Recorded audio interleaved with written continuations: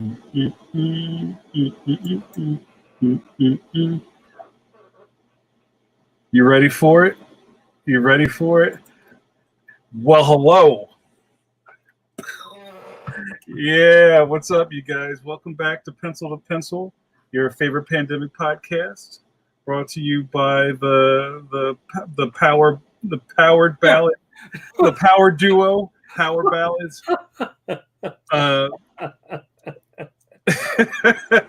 Uh, welcome back to We're the gonna be show. starting. We're gonna have start. Yeah, I guess they're gonna stop making art books and just start making like country rock, That's right. British country. Brit-pop fusion. Hey, what's up, Paul? Uh, welcome back to the podcast. This is Pencil to Pencil, which comes to you piping hot and fresh every Wednesday evening, EST, 8 p.m. That's right. Popping fresh, baby. Like hot pockets. Hot pockets of art that burn your tongue, and then you can't taste any other comics after this. I love it. My taste for comics has been diluted. Yo, living live with you now. What's up, Jim? JRD says, how are you both this evening? Mike Manley, how are you, sir? Just meh. Okay, we'll live with Kind that. of okay today. Oh, I think the weather is like clamping my head. When we get these like really heavy duty weather days, it really like affects my sinuses. Yeah, we had the first snow today here. Ooh. It didn't stick. It was very drifty, but I wasn't expecting that. Yeah, I got that alert this morning. When I looked, I got an alert said snow showers coming, but then I turned on I went on and looked on the internet, and it said no rain. And then you said it was snowing by you, and it was like there was nothing over here. And then I went to the post office, and when I came back, it was like Charlie Brown twinkle music. Blee, blee, blee, blee, blee. The notorious JRD, you remember him? No, notorious asks Mike, what's in the box? What box are you talking? Is there a box in your studio, Mike? What's he talking about? Oh, the Blick box, just paper. Oh, right, because you posted that earlier. You had mail call, right? Yeah, weapons of war. Yeah, you had to do a supply order, right? Have you had any kind of slowdown or issues getting supplies that's getting so close to the holidays? Well, see, number one, when I crack my last pad, Yeah. I order. That way, if it takes them, a week or whatever, and in fact, I go between two places. So I usually go to Blick. Blick doesn't have it. I can always get it from Amazon. Mm-hmm. Between those two places, and our cartoonists' needs are very simple. It's the I'm getting the Strathmore will have to become our next sponsor. Yeah, I'm working on it. The smooth 14 by 17 300. Oh, you do the 14 by 17 and then cut it down, right? Well, no, I draw for the Sundays. For the Sunday. No, for the dailies. I draw them 2 up. Gotcha. Huh. Yeah. I used to draw the Sundays on that here, like, so that's a Phantom Sunday. Yeah. Yeah. No, that's 2 dailies. Oh, okay. You tricked me. 2 dailies. So I draw, and that's as big as I can get to fit on my scanner. Mm-hmm. With one scan without having to scan multiple pieces. And sometimes, like, the size of your equipment changes what you're going to work with, right? Like, I remember when I was in between having like a really good scanner and a not good scanner, and I wound up drawing on smaller pieces of board because nothing else would fit on the plate. I mean, I guess you could draw by panel and stitch it all together. Mm-hmm. Yeah, well, you could. JRD says, yeah, Blicker Amazon here too. Though I had to wait 3 months for my last order because I used the Series 400 mixed media. Gee. You didn't cancel your order and just go somewhere else? Like, was there a shortage? It's really interesting, especially in 2020, how people get their art supplies. Like, I know, like, Amazon is just, I don't know how anybody feels about the Empire or all that kind of stuff, but the stuff shows up quickly and it's cheap. I know I did a couple of crusty critics on art supply shops, and almost everyone I talked about in my last article about that, Mike, which was maybe years ago, all those places are gone. Like, there was a great little mom and pop art supply shop up in Jenkintown near up right outside of Philly, and they bellied up, and it's just a shame, you know. Yeah, well, people only have themselves to blame for Amazon, right? Mm. And other retailers only have themselves to blame for Amazon. For not right, yeah. Well, I was saying this when we were talking the other day. You go to Best Buy, you don't get quality people in Best Buy anymore. When I used to go to Circuit City, right, when I had my old projection TV, I went to Circuit City. There was a guy my age, older, middle-aged guy. He knew all about stereos. He could tell you the difference between this Pioneer, this Techniques, and this. And he earned his commission by selling you the stuff, right?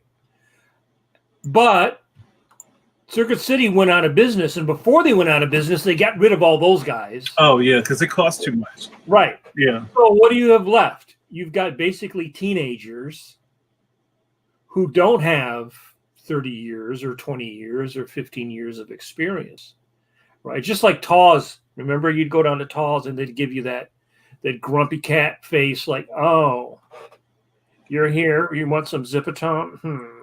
Yeah, Taw's was like the high-end graphic design, commercial art supply store in Center City. Well, you could still get some fine art, but yeah. And then what happened? Pearl Paint came in and kicked their ass down the street, right? Yeah. And I never went back to Taw's, right? And then what happened? Same thing. Pearl couldn't get their shit together. Dick Blick came in and kicked both them and Utrecht. They actually bought Utrecht. Yeah, they bought Utrecht out. Yeah. Right. So part of this part of the business is when you go into a place. There used to be that place over in Bryn Mawr, art supply place. You would go in there, and they would have a shitty attitude. They'd have a snotty attitude, like, ugh, like I have to wait on you kind of thing. And it's right. You'd ask them something, and they would just always had like an attitude. And it's like, okay, maybe they make most of their money off of weekend middle-aged white women coming in to buy paint to go and paint their canvas to go paint their do their CE, continuing education, right? Because that's who supports most of the art in America is middle-aged white women. They take most of the art classes. They buy most of the art, right? So the people in there would sometimes, I think, have an attitude like, oh, these people are not real artists. Yeah. I'm a real artist, and I have to work in this art supply store.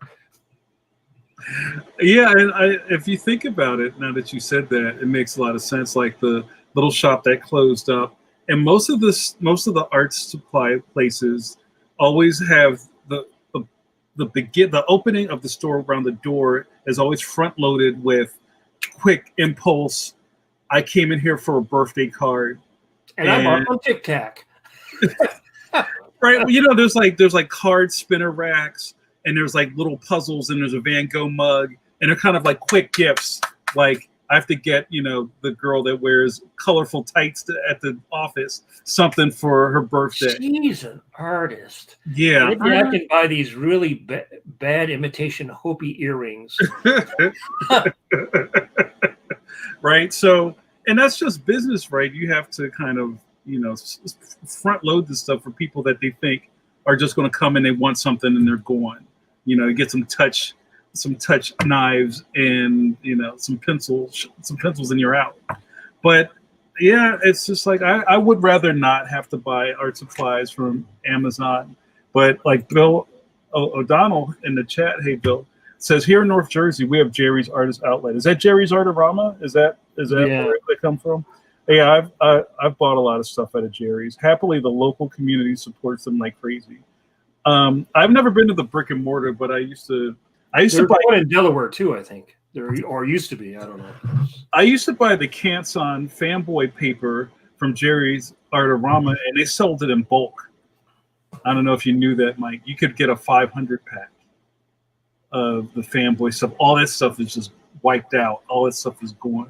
Well, I stopped buying the Canson stuff because I bought a couple pads where the pads were all. It was garbage. Yeah, it was like, and then I don't think they were even using whatever 50-pound paper or whatever they were saying, because you would take a marker and even the marker would kind of bleed a little bit. So It's bad stock, huh?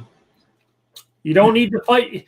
This job is hard enough without having to fight your art supplies. That's what's up. Hey guys, let me do the intros because we kind of went right into into comments. Welcome everybody to the podcast. I'm Jamar Nicholas, your internet best friend, joined as always by my best bud and Master Chief of comic books, Chief, Mike Manley. Say hey, Mike. Hey everybody. I'm Gunnery Sergeant Jamar Nicholas. That's right. I'm your art supply gunny. Drop it, give me 20. Did you ever watch Gunny when he rest in peace? He died a couple of years ago, right? Lee Ermey. Lee Ermey, yes. Yeah. I think he died like 2-3 years ago. Yeah. If you ever watch, all of a sudden I think I've crossed the age threshold because I really want to watch the History Channel all the time. But no, you cross the channel where it's like, I want to remember when life was pre-COVID. I don't, and the bad guys had flashy uniforms like the Nazis. Well, look, I've got on a cardigan. I'm halfway there. But I remember like he would like hold his weapons like this. Like he had some sort of weird stance he would shoot from. So why am I talking about military stuff? Well, dear people, we're going to do another comic art boot camp tonight. That's right. Hip, hip, hip. I was trying to find an image of Louis Gossett Jr. like spraying Richard mayonnaise, but I thought that might have been a little too broad for some of the people. Nobody remembers that movie. Nobody remembers Full Metal Jacket. Nobody under 40 remembers that. And 40 is probably pushing it. Oh wow. Yeah, you think so? Yeah. I'm sure. I mean, there is the odd 20-something that remembers it, but a lot of people probably never saw that movie. They may have heard of it, but never saw it. Yeah, that's true. Even like there was that Officer the Gentleman spoof on The Simpsons where you wouldn't get that at all if you've never seen Officer the Gentleman, where Homer scoops Marge up from the plant. But anyway, so what we're going to do here tonight is we're going to take some fan interactions from you guys, and we're going to do a live draw. Mike and I are going to talk about design. And Mike put it out there on our socials a little earlier today that we were looking for some suggestions from our audience on what we could use as reference to draw a new character with. Mike, do you want to embellish on that a little bit? Yeah, basically what our goal tonight is to take a character and then draw that character in a couple of different styles. One of the things that just about every person under 30 wants to be is either a concept designer or a character designer. Like all the students want to either be a concept designer or a character designer. And so we thought we would talk about that. And you still have to do character design in a lot of things, whether you're doing kids' books, video games, animation, comics. That's a basic part of creating doing your world building is building out your characters.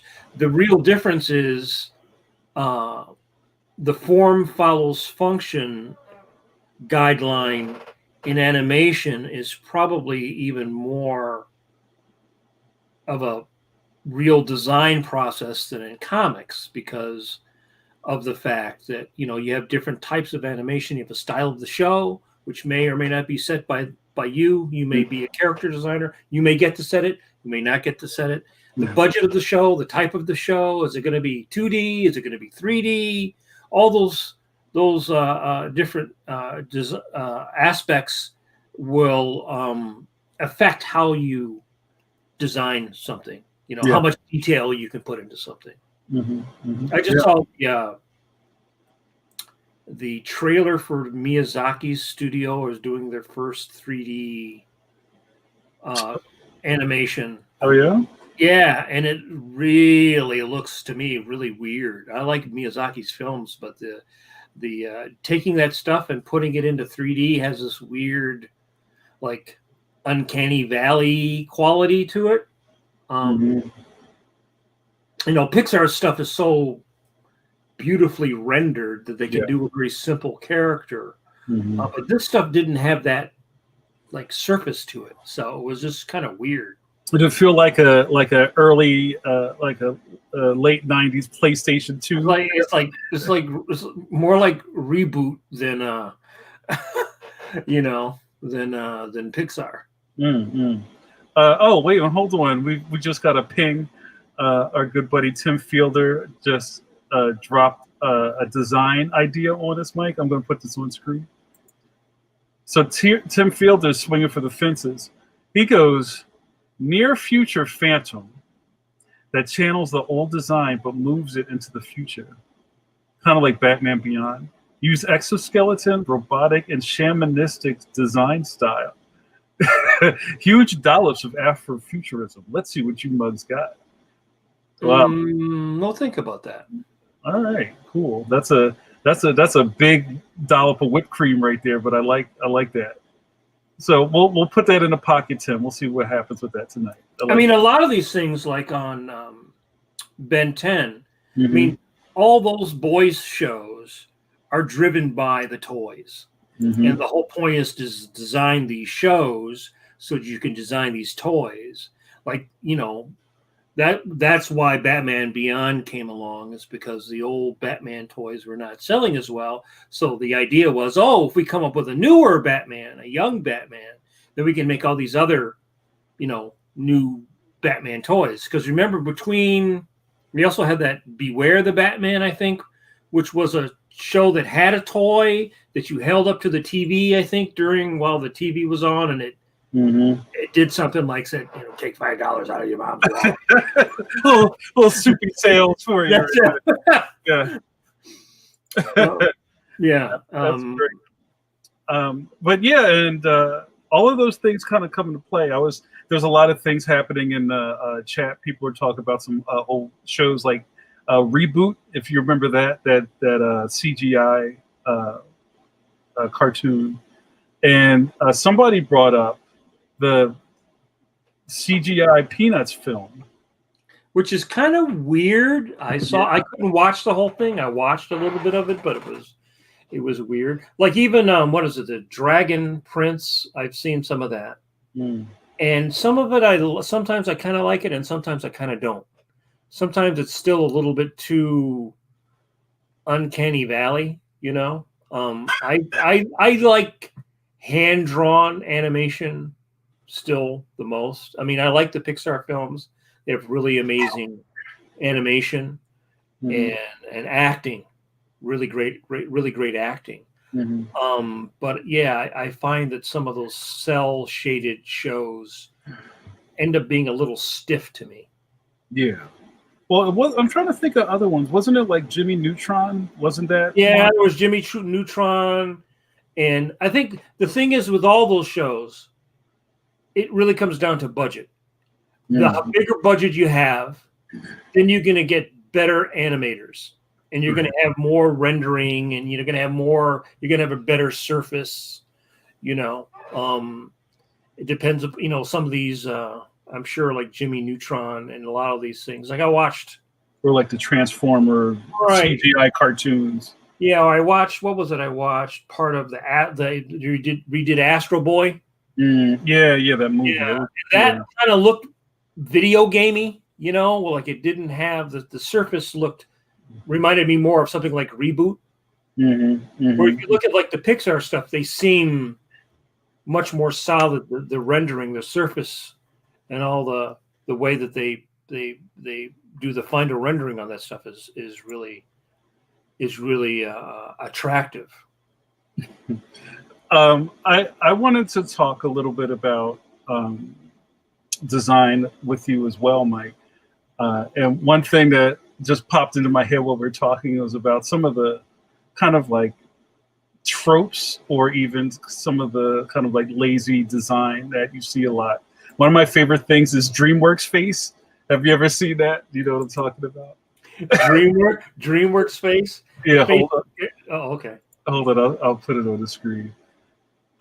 Which it's like once you see it, you're gonna go, oh. For the longest time, the DreamWorks films have suffered with a lot of repetitive character design, and one of those things is the tood that you see on a lot of these characters. They always have the same kind of raised eyebrow, right? I also thought that I like the art in The Prince of Egypt and even the Road to El Dorado, which was not a great film, but it had a lot of great art, a lot of great animation, especially of that female character that was voiced by Rosie Perez. I mean, that is just amazing character animation. They spaced the eyes very far apart. Seemed to be like the standard is one eye's width between the eyes. That's sort of just a standard measurement across all styles of art. But then you start getting cartoony, and then you can sort of spread the eyes further apart. So I think it's weird when you take somebody that looks more realistic and you spread the eyes apart. Now some anime has that quality. It would be interesting to sort of chase down the sort of the origins of that style of the eyes being. Disney didn't do that, right? It's not a Disney thing. But yeah, when you push the eyes further apart, it maybe works more on an animal. When on a human being, they start to look a little strange sometimes, especially if nothing else is as pushed. Mm. Well, what about this was kind of like, I think maybe a 90s trope where you saw in a lot of kids advertising, or even in the video game wars, a lot of people know I'm a video game guy. The push for attitude, right? Sonic the Hedgehog was the anti-Mario, who, yeah, he had folded arms and a raised eyebrow, and he's got two, bro. Even Poochie from The Simpsons, which was the whole point of that character, was to make fun of that.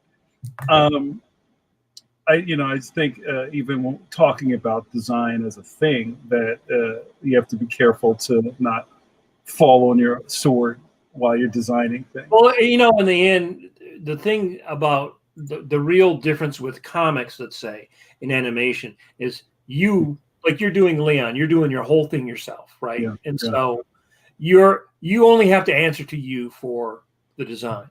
Yeah. In animation, there's who knows how many people that everybody has to sign off on it, all the way up to the head producer, who may have good taste, may have really terrible taste. And I think sometimes with certain things, they were done maybe because they want to make it. They don't want it to look like Disney.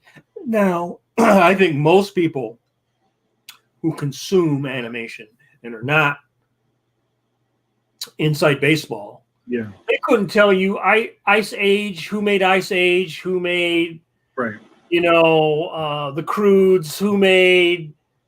They might know Pixar, but then if you saw pictures, they go, "Is that a Pixar or is that a Disney?" They just don't know. Right. So I think some of the studios wanted to have something that look different. Like Shrek definitely doesn't look Disney to me. You know, so I think part of it is branding. You know, part of it is, you know, you want your cute princess to not look exactly like the Disney princess, but of course, if people confuse it and buy the toy anyway, hey, you take the money. You know, that's funny. When you said that, it made me think of, I think we went to see Batman, and Mike, I don't know if you were there, you were with me. We've seen a lot of movies ago. Which bat? The last one with Catwoman? No, that's Bane was the last one, right? Okay. But there was, whenever the Watchmen movie came out, I don't remember which Batman it was, but we were there to see Batman, and the Watchmen trailer came on. And the scene where the Night Owl's ship is floating, and he jumps down and does the 3-point stance land in the trailer, and somebody was like, "Yo, why is Batman in this? I thought we were here to see Batman." Right? It is like you said. It's like to the layperson, there's only so much of this stuff, and it's you got a head with like spiky things. That's Batman. Right, this woman swore it was Batman. Like, it's another Batman movie. She got upset. She was like, "Wait, I thought we were seeing Batman." So, but yeah, no, to your point, right? So, we're going to talk a little bit about that, and but just sort of some of the basics. There's a lot of really good resources out there now. I always recommend, if they're younger, to start out with to buy the Loomis books, the Preston Blair book, which is great animation. Get that for like $4 on Amazon. Yeah, I used to get them in a rack at the arts and class store. Right, and get the Illusion of Life. Those are sort of like real basic, especially the Loomis, like heads and hands, figure drawing. So you learn the proportion, and you learn how to construct a character, because that's the main thing you have to learn to do, especially if you're going to draw a character that can turn and can act and looks good from more than one angle. You know, a lot of people have a style where you just see like the head from a certain kind of 3/4 angle, and most animation characters are seen from the 3/4 angle. Right? But then but somehow, you know, when people turn the head, it's like, oh, that hair that looked good like this doesn't look good when you turn. What happens when you turn to the side? Even I remember, you know, Johnny Quest, which was a big hit when I was a kid. I don't think his hair really turned. I don't think they ever really figured that out. Like, what happens when his head turns around? So you want him to be iconic, but you also need to make a character work so that it turns, because in animation, again, unlike comics, where maybe you will be the only person drawing that, and you can have a very idiosyncratic style and it will work. In animation, there might be literally hundreds of people working on this thing, and they're all going to try to draw it, and it has to sort of look like the same person drew it. You know what? You can tell. I was thinking about one of the weirdest things in The Simpsons is when they do a full-on front shot of the characters, and it never looks right, because, you know, like the nose kind of flattens, and they just kind of look. Everything in The Simpsons is drawn on that 3/4. Right. So anytime you see a full-blown like Bart from the front view, it always looks kind of flat. Yeah. Well, they're actually, even if you go back to Huckleberry Hound and all those old Hanna-Barbera stuff, there is always a front view, even Scooby-Doo. But you really never see them draw the characters that way. Right. You never have a long shot of the characters looking straight on. They design it because you have to, but you usually never stage anything from that. So, but yeah, so the overall thing is that, you know, if you're doing your own comic, you can have a very idiosyncratic style that may not even be consistent, and it works because it's your thing. Right. But if you're doing animation, it really has to be all, you know, everything. I always explain to the students, and they have to sort of think about it. Everything you see on screen, somebody designed. there's nothing by accident. There's no like one person goes, over here, right? Little thing, Just noodle, yeah. noodling, yeah. Yeah, I mean everything, because it passes through so many hands, right? From the board person to the character designer to the background layout person to an animator to the assistant animators to the background painters. You go through many, many, many hands on any production. So things have to really be designed. So just like a blueprint, when anybody's working on a building and they have a question, they go back and they go, okay, I see right there. On page 7, it says that's what that thing is, and that's what it's supposed to be doing. And on some shows, and they've kind of gotten away from this, some shows, especially like Ren and Stimpy or Samurai Jack, or the shows that Gendy would do, they would do special drawings if they wanted a certain expression. They would actually do a layout drawing of that drawing to give to the animators, because they go, this is what I wanted to look at. And I was looking at Primal, and that is very much that way, because there's a lot of stylistic things that are cool but are different from scene to scene. I pulled this up. This is one of my favorite things that I talk about when I'm teaching character design or things like that. Let me pull it up real quick. And you've probably all seen this as a bit of one of those Facebook quizzes, but this makes perfect sense when we're talking about design. Oh, right, yeah, right. And this is one I just found, like, this is a little more modern with more contemporary silhouettes. Let me move some of the show business off the screen. So basically what we're doing here is showing a totally blackened out, silhouetted view of popular cartoon characters. And what it shows is how important shape is to character design. And they say a good design works if you can tell who the character is if it was all blacked out, right? So we don't have to like go through this and go, oh, that's Snoopy. Like we get that, right? But as a teaching tool, this is really important. And I think I had another slide of that. I think with video game characters, and I don't think it's as strong as this, but you can, and Mike, maybe we could talk about this before I change the slide. Since these are more modern characters, do you think these designs work as well as, like, say, the old Hanna-Barbera designs, or maybe even like The Simpsons? I think these characters are mostly built like The Simpsons and are not anything at all like the old Hanna-Barbera characters. Sure, yeah. These characters are more like the typical, what I call like either the popsicle head, where you have like a skinny body with a big head. Yeah, that's a lot of Adventure Time. And so, or the noodle arms. You see a lot of noodle arms on here. Yeah. Which kind of harkens back to the early days of animation, where like Betty Boop or something like that. And generally, what I think happens is you have a show that's popular, then everybody goes, let's make another show like that, or that's what they tend to make over time, because that's what sells, that's what's popular. So everybody sort of follows. Like there's a lot of stuff that's kind of like Adventure Time and like Steven's Universe, just like there was a lot of stuff that was kind of like Simpsons. I mean, all the Family Guy stuff is basically kind of like The Simpsons, with a little bit of Hanna-Barbera, I probably mixed in. Or Wait Till Your Father Gets Home. Here's another one. Let me see if I can get this to go, which is all video game. Now, and there's a couple of game design guys who hang out with us. And I wonder if, I'm sure the logic is the same as animation or cartooning, to have a recognizable, strong character.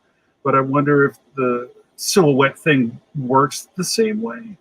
Like I said, I'm a gamer, so I know all these guys are. Like Pac-Man is probably the strongest.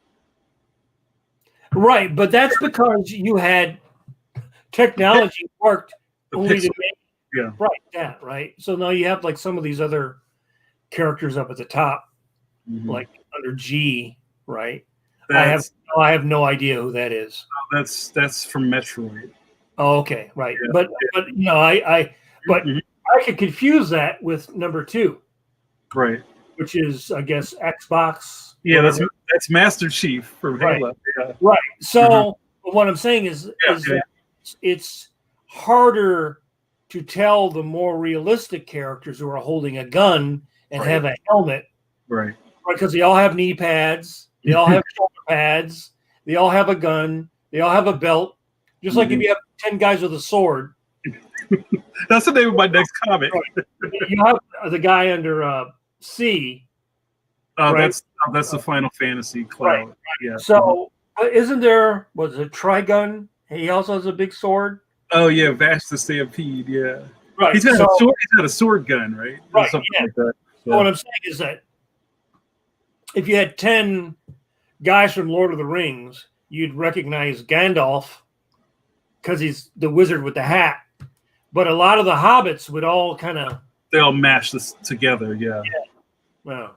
And there's Sonic, which is probably one of the stronger designs. And the reason I bring Sonic up is because he was supposed to be designed to be not Mario.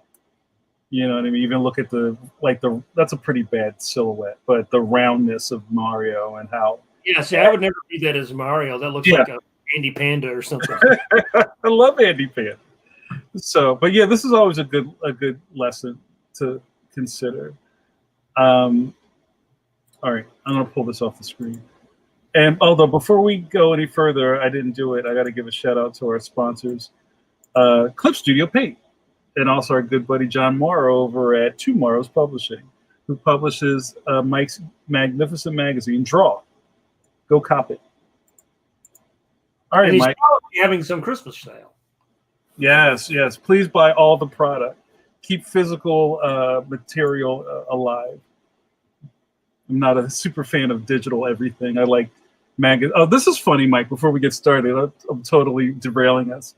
Do you have any magazine subscriptions? I'm trying to think. The last one I think I had was to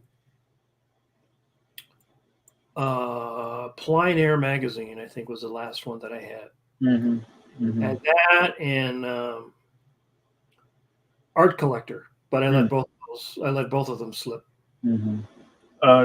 Was it a thing? Did you ever get to a point where you're sick of, like, you were collecting them but you weren't reading them, or were you reading them digitally and not?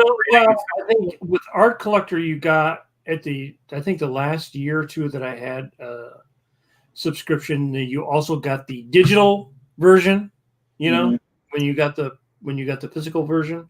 No, I mean, it's simply that over the course of, let's say, from the late 90s until the 2000s, I was buying many art magazines. I would go to Borders, right? Then eventually Barnes and Noble. But of course, it was harder to find them. Borders had a much better selection than Barnes and Nobles, depending upon the Borders you went to. So I would go through, and if you're paying $7-8 for a magazine, you want to flip through it and go, okay, yeah, this is good. There was a lot of ones that would have tutorials on by this artist or that artist painting something, doing something.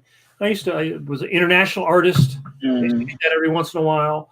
But basically, since Borders went, my amount of magazine buying went down because there were basically only 2 Barnes and Nobles. Yeah. One in Rittenhouse Square, which was several blocks from school, and not that convenient to walk to. Yeah, that's almost when the other side is downtown, right? And then there was the one in the Lawrence Park Shopping Center, which had crap selection. Yeah. So it's like I just kind of got out of the habit and going and buying magazines. I have one subscription to a British magazine for retro video games, and because of COVID and them actually coming from across the pond, The subscription just wasn't showing up. And then I found out the distributors changed, and they just borked everybody's magazines, and people got really upset. So somebody told me about this new service called it's kind of like a like Audible for magazines. It's called Readly. And you can buy your sub through there and then like look at it digital or whatever. Oh no, it's almost like, well, it's like if Comixology actually just lets you read comics for free. And you paid for Comixology rather than the other way around. So you pay like $10 a month and you get to read like 5,000 different magazines. Wow. So I started looking into that, which I think has the time.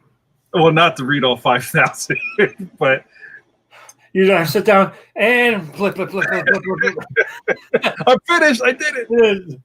So, Mike, you had some design things you wanted to share. Was that? Yes. So, if you give me, yeah, sure. Screen. And then I'm going to stamp it. Wait, did I do the stamp? Bootcamp. I thought we would start out with a little primer that I made. Actually, I made this for Mimi and Liang a little while back. And these are the kind of things I would talk about when I would teach character design. So these are sort of like little helpful pointers. Again, there's a lot of people out there to teach character design now. It is probably the most of all the things that people want to learn to do. I would imagine that it's probably the most popular thing. There's several magazines out on it. I'm always seeing. But again, you want to have a design that is appealing, and then you want to have a character that actually has character, that's interesting, right? Again, it all goes back to drawing. So you want good, solid, structural, sculptural drawing. You want to have a good gesture.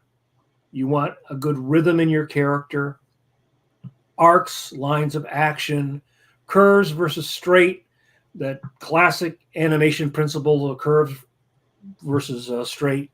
And then you want the shapes to relate and reinforce the design principles. And again, every show you work on, everything you do, there will be an overall theme to the design, right? And some might be very pushed, like Adventure Time or Dexter or Samurai Jack, or then you might have shows like Dragon Prince, which are more normal proportioned people, right? But you will still have a design aesthetic. The other thing that you always are concerned with is, does the detail add something or does it take something away, the clarity of your design? If you look at stuff that's drawn by hand, especially the Disney stuff, it's very clean. Jiminy Cricket had one button, maybe you have a band on the hat, maybe you don't. Maybe you have 3 little lines on the gloves, maybe you don't. Maybe there's 3 stars of hair instead of 4. If you look at the anime stuff, which tends to be still hand-drawn, but much more detailed, much more complicated, it is not animated as much. If you look at Miyazaki, it was very, a lot more full animation. His characters tend to be simpler, and the backgrounds are much more detailed. So, again, when you're working on a show or you're pitching something, these are the kind of things that you have to take into consideration. Again, does your character look good from more than one angle? Right? If you turn their head and like, oh, that doesn't look good, or the hair, I give this person this crazy hairdo or this really crazy gun, maybe it doesn't work from another angle. And sometimes it's the only way you can solve these problems is through drawing, trying to figure it out, and how far can you push the model? Again, some people have very exaggerated styles. Some people have styles that are very straightforward. Sometimes I really always try to encourage the student to push, because it's easier to pull back than it is to keep inching forward. Some people are very afraid to make an extreme or really push a drawing. And I always encourage people to really push it, because you can always come back. But push that model. Do a really exaggerated drawing. Have some fun with it. Push it real good. Right. Asymmetry makes a character interesting. Symmetry can make a character boring. Let's see. Boba Fett is asymmetrical. Mm-hmm. The stormtroopers are symmetrical. Mm-hmm. Right. Mm-hmm. Sometimes it's just, the guy has an eye patch, or the girl has a swoosh of hair on one side. Sometimes the belt or the clothes are different on one side than the other side. Mm-hmm. Asymmetry also, not just across the figure, but also top to bottom. You don't want all the parts of the figure, the head, the chest, the legs, all to be the same, right? To all be the same volume, occupy the same space on the figure, be the same size, because it can end up being boring, right? You tend to not draw things that are twins or parallel. Right. So, I was going to talk about twinning. So can you explain that for some of the people who may not know what you mean? A twin is when you have both arms and legs doing the same thing, or the pose is very static because you have both arms and legs doing exactly the same. Mm-hmm. So now you might do that on purpose if it was a robot, because you want that robot to look very robotic, right? Mm-hmm. You get some of that twinning a little bit on some of those characters that we looked at earlier, the Adventure Time characters. So they try to push the gestures and things to sort of compensate for that. Mm-hmm. Construction, center lines, and perspective. You're always using perspective. Mm-hmm. Every 3/4 shot of a character, there is something in perspective. Even a straight-on shot, the nose is in perspective coming towards you. Mm-hmm. Perspective is in solid drawing, where you use the center lines, going across the eyes, up and down the figure. Those are important.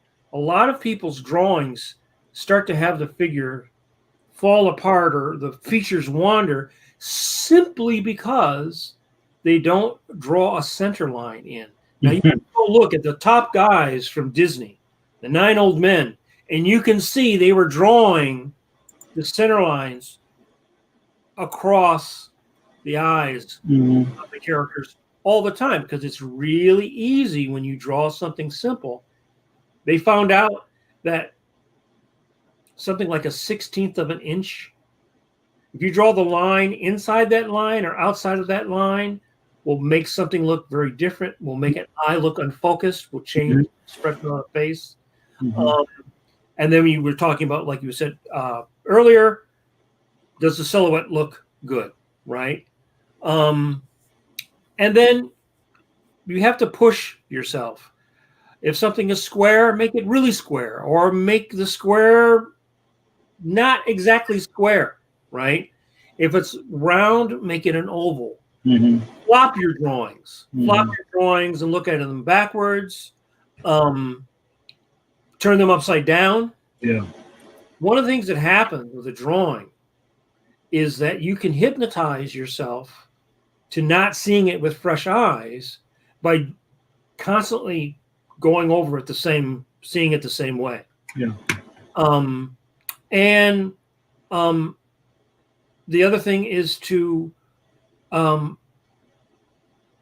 push yourself. Don't settle for the first drawing. You might have to draw that character 20, 30, 40 times.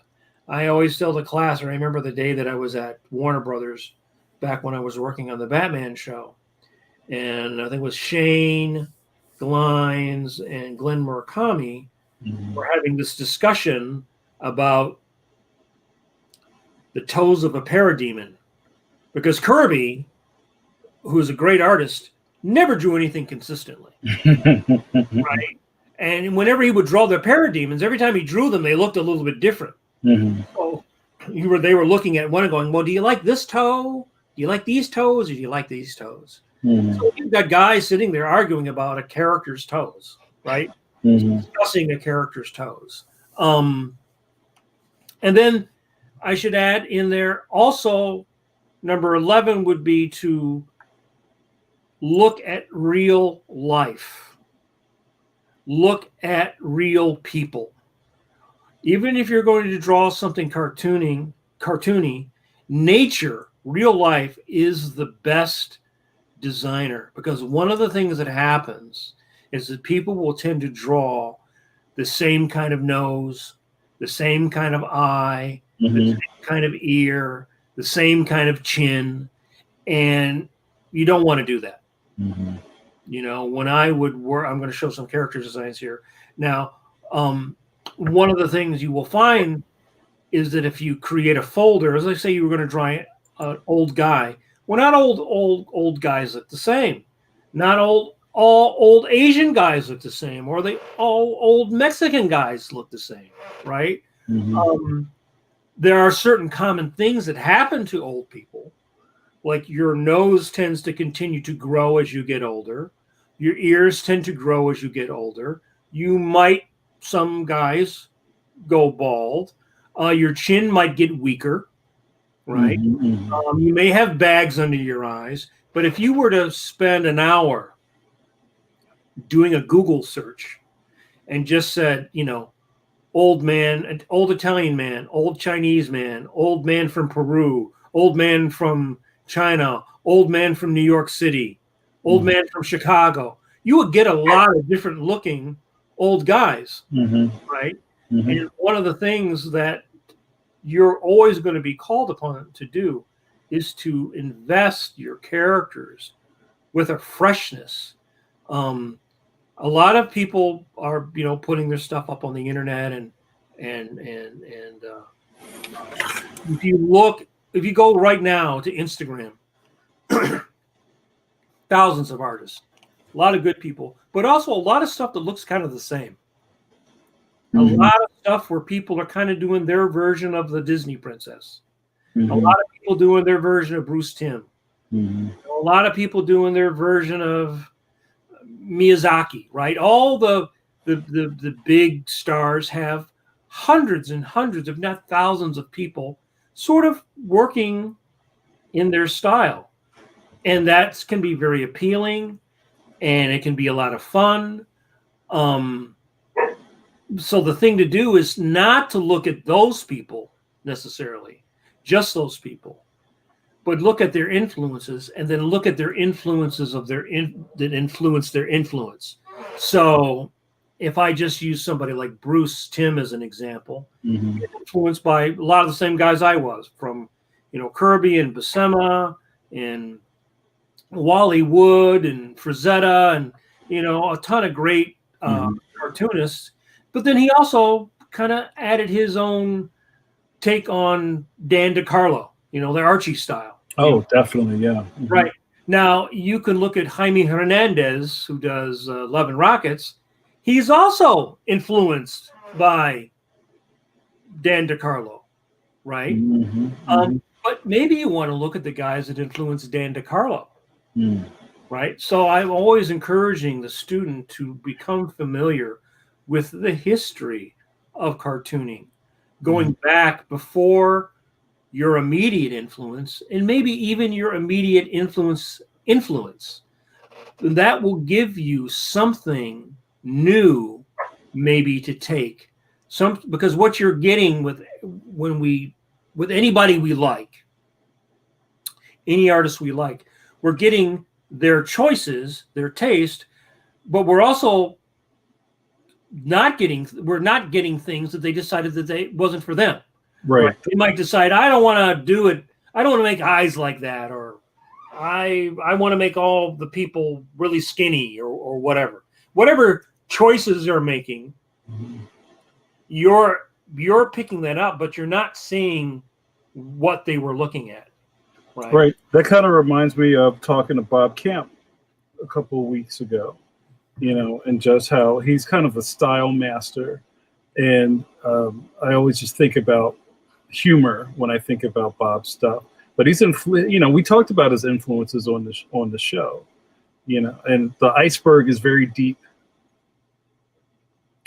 Right. But I think generationally, most of the guys in my generation were influenced mostly by the same, we could say, 20 or 30 artists, the main Marvel guys, stuff in Mad Magazine, the main Golden Age illustrators, the main, animation guys, Toth and Hanna-Barbera, Chuck Jones or Maurice Noble. I mean, everybody was kind of pulling influence from that same pool. The thing is to go look at what influenced those guys, right? And so a lot of the stuff that I was influenced by, and guys of my generation, my peers, and the people a little bit older than me were influenced by, you don't readily see that stuff shown every day on TV. You don't see the Popeye cartoons, right? Like when I would come home from school, there would be the Popeye cartoons or the Hanna-Barbera stuff. Yeah. Right? So I was just seeing that stuff all the time because that's what I saw. So that's what influenced me because of what I saw, So now you have people looking at Netflix or whatever they're looking at on YouTube, and they may not necessarily be digging that deep. So I'm encouraging people to dig deeper and to become a student of the history of not only comics and animation, but, European comics, not just manga. Yeah. Manga's great. But look at the European stuff. Look at the old comic strips, which were the root influence of the guys in Europe and the manga guys. So I'm always, you may find some solutions or some ideas, or you may just find an artist that you really love, but you never even thought of. Yeah. And to that point, Mike, I would challenge, I'm sure there are people that are listening who, or maybe they have already fallen asleep. there may be people who are just interested in just comics, right? But haven't really thought that deep about the different, like again, the iceberg. I talk about the iceberg all the time of artists and, where they came from versus somebody else. Because I think, especially with young people, there's just a kind of like an animal reaction to something. Oh, I think that's cool. Well, why is it cool? And they may not have the language for that or understand why it's evoking an emotion from them, right? But this is like the beginning of your homework. Like, read up on these people, look at the indicia of the people who are doing things that you enjoy. And then, you can start backtracking from there. Oh, yeah. And the great thing is that the internet makes this better and more enjoyable every day. I mean, when I was a kid, I remember seeing a drawing on the back of a bud plant catalog by Franklin Booth. And I was like, wow, this is really cool. I had never heard of him before. I had no idea who he was. And it wasn't until I was probably in my 20s that I saw more work by that guy. And I was like, oh, that's that guy I remember seeing. That's right, click, right. Yeah. Right, yeah. And that happened to me a lot because, I would haunt old bookstores and stuff as a teenager. And, you find a lot of things by accident. Now, anything that you want, it's so easy to, like, try to find another version of that picture on the internet. And then it'll say, this guy, this gal, this artist, this is who they are. This is what they did. There's probably a blog or a website or a book. So, and if you're going to be serious about doing this as a profession, everybody you will meet does that. If you want to do this just as a hobby for fun, great. You can just enjoy it and come to it when you want and leave it when you want. But if you're actually going to do this for a living, for real, right? The thing that you have to always remember is the people that you are working with and working for know this stuff. and you were going to have to be able to talk in the vocabulary, in the language, in the history that they also use every day. Mm-hmm. So I thought the other thing I would show is some character designs. The one thing about my career is that I've had the opportunity to work on a lot of fun things, comics and a lot of different animated shows. One of the things I like is doing things in different styles.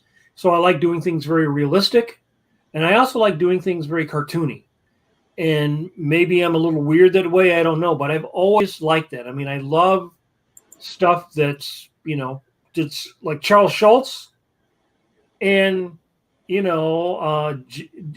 Solomon, a great 18th century classical European painter, painted like Bouguereau. I love it all. And I think that if you get your drawing, if you have good drawing, that then allows you the flexibility to try exploring different things in different styles. So I thought I would show some roughs. So these are some roughs. I worked as a character designer on Batman Brave and the Bold. And one of the reasons I did that because I worked on Batman, and they were looking for some extra character designers. So here's some original concepts. And again, I had to match James Tucker's style because he was the guy doing the show. Just like if you worked on Batman, you had to match. Everybody was matching what Bruce Timm did. Mm-hmm. So I would do a rough, and then I would send it over, and I would get notes back. And so here are just a few ideas. And I think I had to pull her, and she was an existing character for comics. And let me see if I can find that.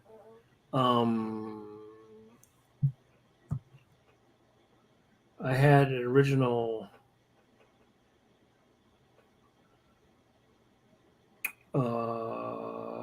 is this okay?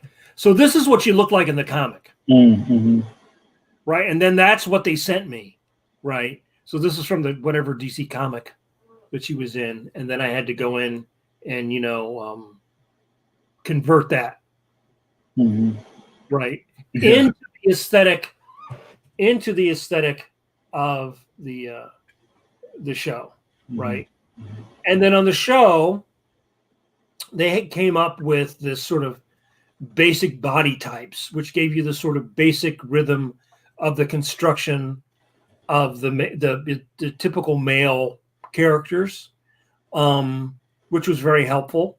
Because again, there's all these things like hand theories and all that stuff. So I did a cameraman, couple ideas for different undersea reporters. This was an episode that had Aquaman in it. One, I had to do an archaeologist, baseball player, a doll, a little girl doll, another football player, a couple different. Well, there he is with his helmet. Where he was out of his helmet. Was that a Post-it note fix? Yeah. Now everything can be, on the Cintiq, but that was in 2008, 9, somewhere in there. So, I had to draw a gorilla, and again, you got to draw a gorilla in the style of the show. Yeah.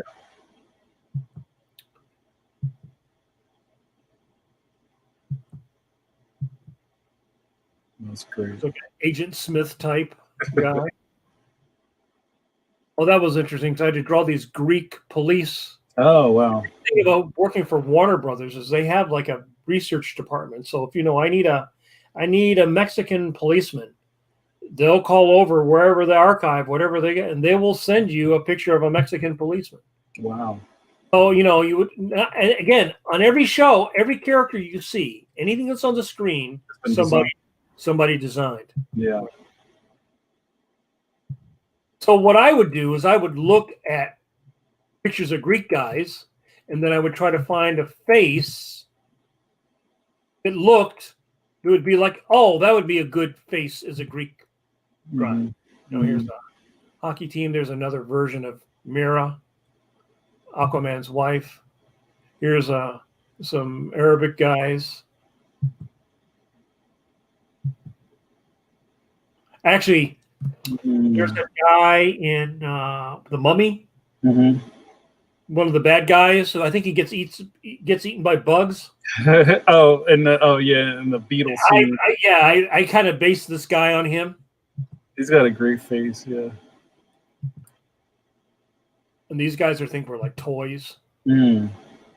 A moose, Santa. Yeah, I mean, you never know what you are going to have to draw as a character designer.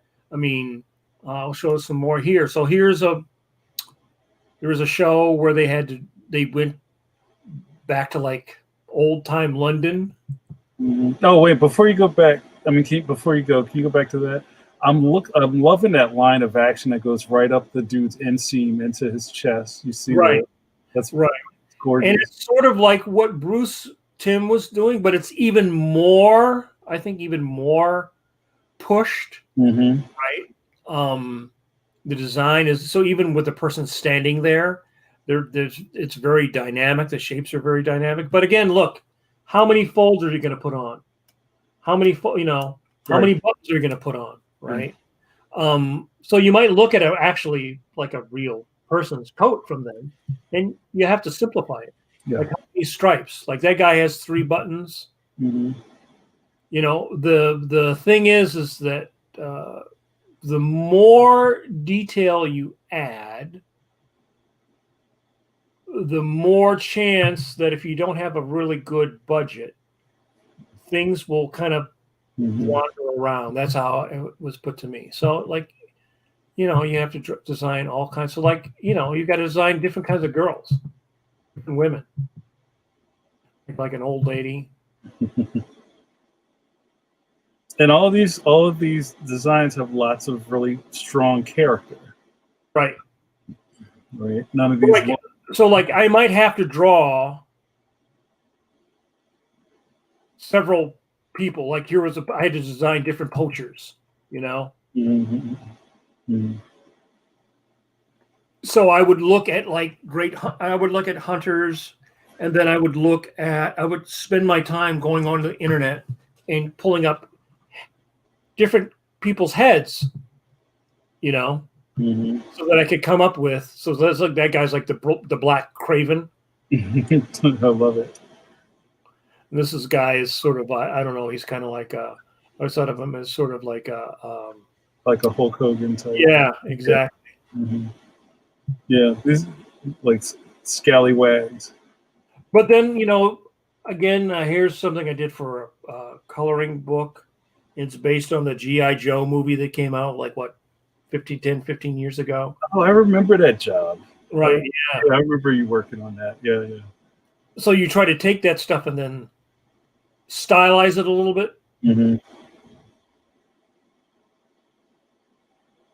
And then I was going to show these. So the other thing I like doing really cartoony stuff. Oh, I love the creep. So I came up with these characters called the Creepertons, which our friend Scott Neely was running. What was it? The Delaware County Magazine. DCM, yeah. Right. And then they had a space in there that they wanted to run comics. So he offered that to us to see if we wanted to come up with a comic strip that would come out once a month. So I was doodling around, and I came up with these characters called the Creepertons, which gave me a chance to sort of scratch another itch to do something really very cartoony. And that's where Leon came from. Is that where Leon came from? Right. Okay. Right. Yeah, it was when Leon strips. I love that stuff. And so, can you talk about, Mike, how you tackle kid design? Because you could tell even by these sketches floating around on a white piece of paper that they look like kids. or they look young? Is it because you squashed them? How do you figure that out? I always I always loved Peanuts. I always loved Kelvin and Hobbes. And I always liked that sort of grungy line that both those artists had. And so for me, part of it was just playing around, be willing to play around with the shapes, like that one guy, the guy was called Sleeves just because I liked, and what I would do literally is what you see there is I would take a sheet of paper and I would just draw, and I probably filled maybe 30 pieces of paper with just doodling, and then you get an idea that you like, and you start riffing on that. I liked this proportion of his head to his body, which kind of comes, I guess, maybe a little bit from Charlie Brown, where the head and the body are sort of the same, but I wanted the body to be more square and the head to be kind of like lopsided. Yeah, it kind of has like a lumpy type of. Yeah, I think what I liked was I liked Linus. I like how Linus had that head like his mom dropped him on a piano and dented it in. I also liked playing around with the different kinds of eyes that you can get away with in cartooning. Like you can do little dot eyes that read really well. Yeah. You can't really do that in other forms, like more realistic. I can't do that in the Phantom. No. Right? Yeah. Or I can get to really play around with the shapes of people's eyes, so I really liked doing that. And I actually did a comic strip, the comic strip with them, and then I actually did a short story with them. Yeah. And I just really like doing this kind of cartooning. Again, as much as I enjoy drawing the Phantom or something, very, realistic, I really do enjoy doing this type of cartooning. I don't know. I can't see if anybody's asking any questions. Well, I really enjoy the Creepertons. That's I'm cheesing over here. No, everybody's bone quiet. Everybody's just watching. But yeah, like scratching itches is really important, and you can tell even in these studies you're showing us in these Creeperton pages that each thing reads completely different than the next. Like you totally committed to each thing as being separate from the last thing you just showed. Right. Now, I think also, again, this is sort of the straight against the curve. Yeah. I get a lot of that. And then asymmetry. Like this guy's got a long head and he has a long body, but keep the body kind of square and the head kind of round. Yeah. Just sort of real basic cartooning. I was trying to think that each character should have a very distinctive shape. Very distinctive, everybody has a different nose. Just real basic cartooning so that when you were looking at the characters, you could identify them right away. Like this guy sort of has like a Joey Ramone. Right. I always like the little tough kid with the turtleneck who's walking away and in that panel. Yeah, that guy. It's so good. Yeah, I mean, all this stuff is fantastic, and you can see how, again, like with these sketches, you can see that it's staying committed to a design style. So that's what I was talking about the Preston Blair, where you had the. Yeah. So actually, you can find that book very cheap. Also, I think the Animation Union Local 839 has a lot of stuff for free up on their website or their blog. It has a lot of the Famous Artist School stuff, things on drawing that you can download for free. Here's some other character designs that came up for a project that I never went anywhere. But and I like doing different types. And there's another. I don't remember this stuff. Yeah, I was talking to a guy about doing something, but we never Yeah. went any further with it. And here's my doing my sort of anime thing, um, which I do. I like pushing. So there was like an old Yeah. there's Evil Hawk's design based on Dark Hawk. And then there's another Duke again from the GI Joe. G.I. Joe project. Yeah, so you always have a lot of different. I like doing different things, and I find that when I work on each one, um, I learn something from working on Powerpuff Girls, or I Mhm. might learn something from working on Samurai Jack, just like I learned something from working on the Phantom. Mhm. When I work on these other shows, some of these shows are very designed, like Fairly Odd Parents. I can take, and then you see them using the same kind of principles, like the straights against the curve, like Mhm. Butch Hartman worked for Gendy, or worked with Gendy, or worked for Gendy, and then you can see the same principles that Gendy Tartakovsky used on Dexter Mhm. on Samurai Jack, but you can also see Butch using that on Fairly Odd Parents. Yeah. It sort of really pushed straights against the curves, which is they almost look like a stamp, Mhm. right? And with that design, there's certain things as far as staging and designing the backgrounds. Again, they all have to fit. You don't want to have a character that doesn't look like it fits in its environment, or vice Mhm. versa. You So know, going off of that, and Mike, I don't know if you want to do a little drawing before we wrap up. yeah, Is the first that silhouette slide that I put up on the screen was all these modern characters, right? Kind of like uh, I think Gravity Falls was on there, and then the Adventure Time and Steven Universe and things like that. I'd asked you the question about if you think this stuff kind of held the same kind of water old designs do. But talking a lot about this one period in animation that we talk about a lot, like Dexter and Powerpuff Girls and Samurai Jack, was kind of like if I could say, a modern golden age of animation that happened like right under our noses, where stuff was just dope and it was coming out like pretty strong. And then now we're here. Do you feel like any lessons were learned from that stuff to where we are now? Like, cause I don't know. I remember when Adventure Time came out, I wasn't immediately drawn to it. I was kind of like, this stuff looks ugly, and I don't know why it's appealing. Like, I fought against it, and I wonder if there's a conversation to be had in there. Is it like maybe schools of like directors who maybe learned a little bit of aesthetics from the last generation, but didn't really push it? Because we talk about pushing, right? Pushing the design, pushing the shapes. yeah, And but the well, does that make sense? yeah, but you'll have a show that comes out, let's say, that was like Beavis and Butthead. Mm-hmm. It was ugly. Yeah. It's just an ugly show. Yeah. Funny, Yeah. and why you watched it was because it was funny. Right.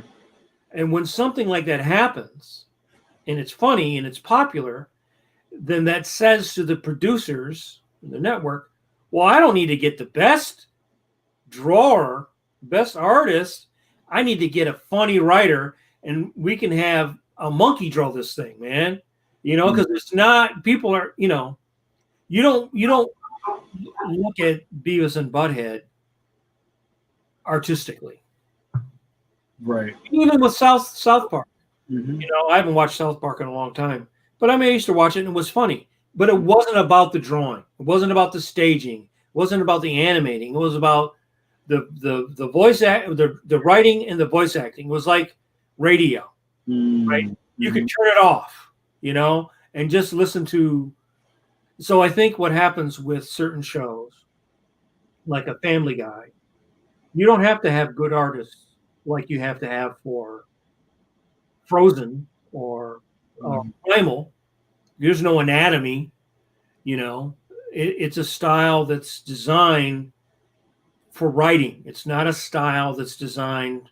It just happens to be animated. So it's kind of like the clothes you put on the skeleton to get the joke across. Yeah, you know what I mean, like shows like that don't really appeal to me. Mm. I mean, I liked Adventure Time. I thought it was funny, and I watched them. I thought they were kind of some of them were kind of twisted. And Yeah, I watched a little bit of Steven's Universe. Again, not a huge fan. They're not, but again, they're not making a show for a for you, 50-year-old guy. they're not making it for you, right? Right. So I get that. They're making. I like Primal. They're making Primal for me. That's for you, the Neanderthal.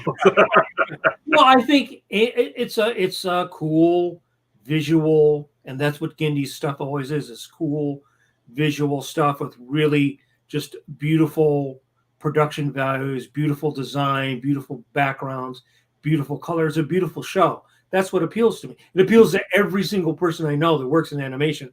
Loves that show. They love the way that it looks. Mhm. Right?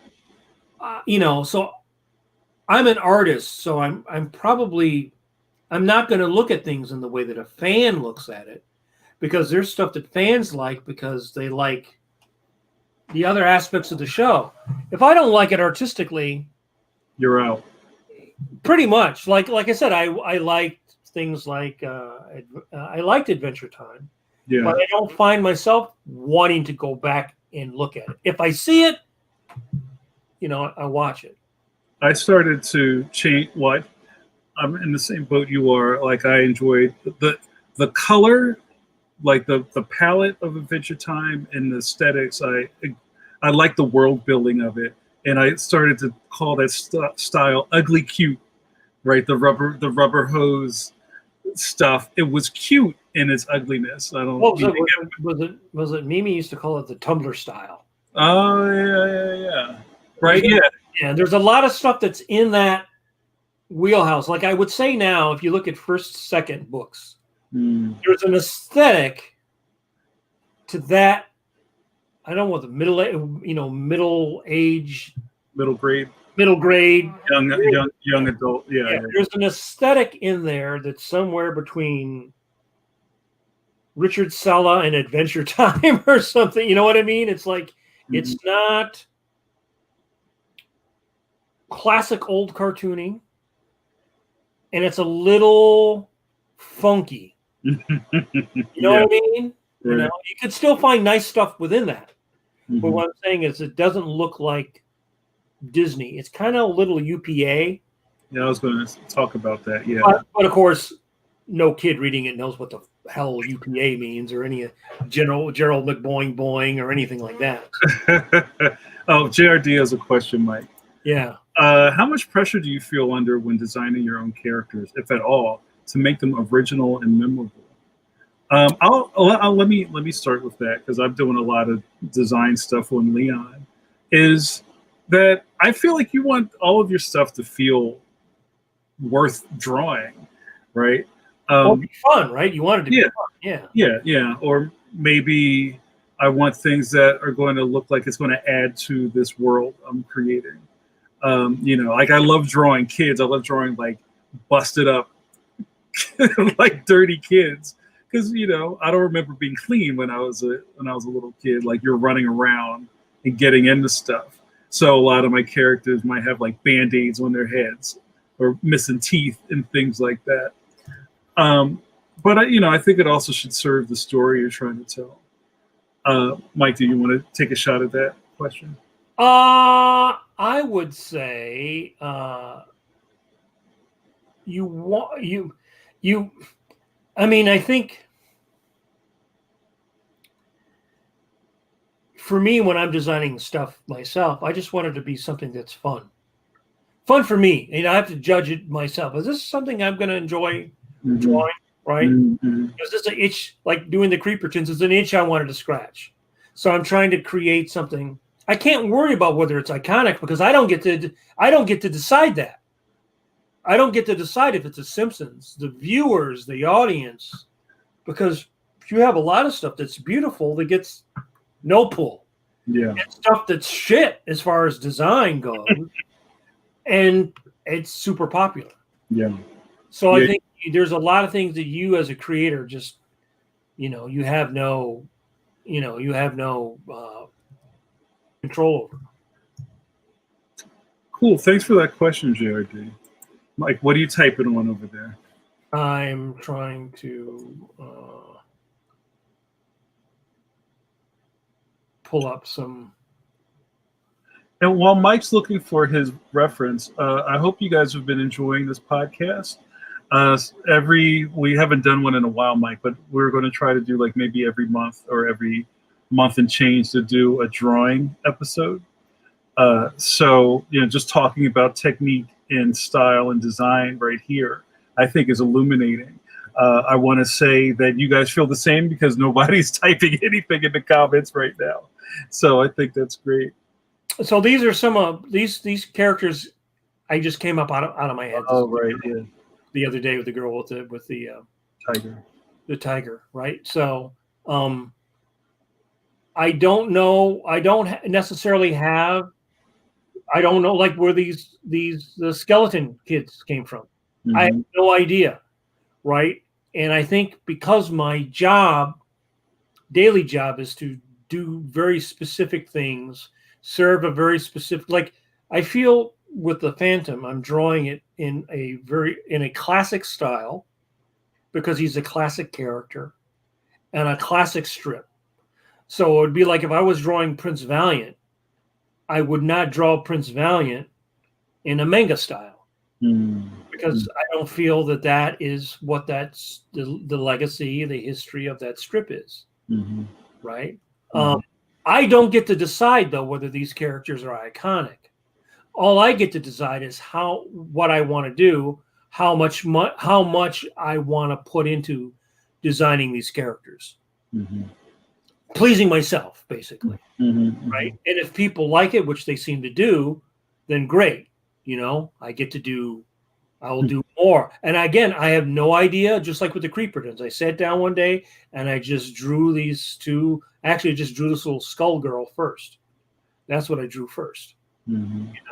So I just have this just in my imagination. Yeah. So, again, like now, if I were going to try to take these characters and adapt them to animation, I wouldn't be able to do the rendering on them. I might actually be able to figure out a way of rendering the backgrounds. And I could do a pen and ink style of background, but I'd have to simplify the characters. There's no way I could do them as complicated, right? Mike, I wanted to touch on real quick some of the stuff you're showing, even like the Creepertons to the Skull Kids. I think people who are familiar with a lot of your comic book work or kind of like licensed work and stuff are very attuned to Mike, you being a master cartoonist. You draw the Thing. That's my favorite Thing. I love the way you draw the Thing. But then you draw, like, I almost say, like the Creepertons feel to me like Charles Addams gory type stuff. Right. You know what I mean? Like you're kind of visiting another part of your id in this work. And do you see people kind of reacting, like with your wind down drawings, reacting to the darkness of some of the content or the illustrative side of the content? Like, are people like, wow, Mike, what did you eat for dinner? Like, what kind of response do you get from people about that? I think it depends upon my audience. I think that I have different audiences. Yeah. Something I've discovered. So yeah. I have a much younger audience on Instagram. Yeah. A lot of people under 30 that like the creepy cute, that like that because it doesn't look like anything else. Right. I have older fans who kind of like, okay, that's cool, but I'd rather see a drawing of Darkhawk or Batman. Where's the Batman? Right. But I realize that audience is finite and will never grow. The other audience, which might have liked the Wind Downs or the Creepertons or the Skull Kids, that audience is, the potential for that audience is far greater than my fan base who likes my traditional comic book work. Right? That fan base is shrinking.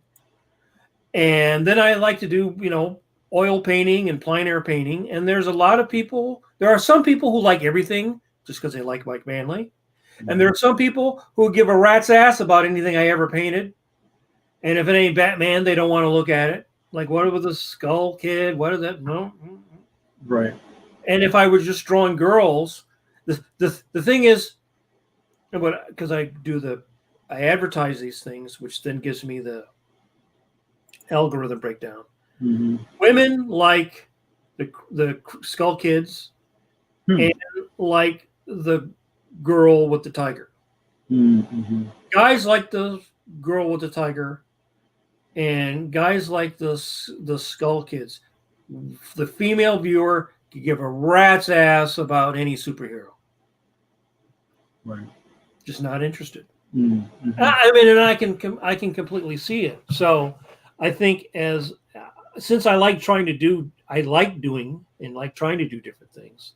Mm-hmm. I think you can really work on, you have to put it out there. And the other thing is you just have to be very consistent. If you draw 3 drawings and you put it up and people go, well, you're not an overnight sensation.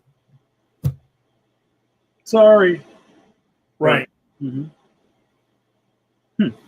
That's an interesting answer. Just thinking about audience and all of that.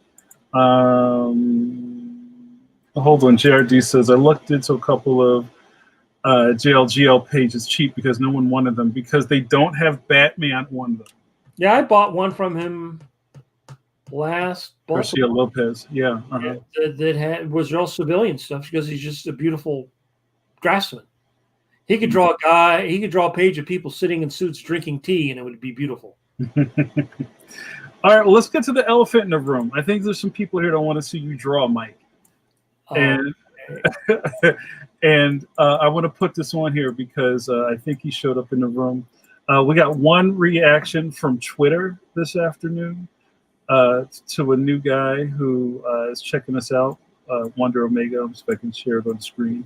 And we might have to talk through this one because we were a little confused about what he was asking. So Mastermind Omega says he wants to see an action adventure guy that does really cool physical feats and stunts, but is a big loser.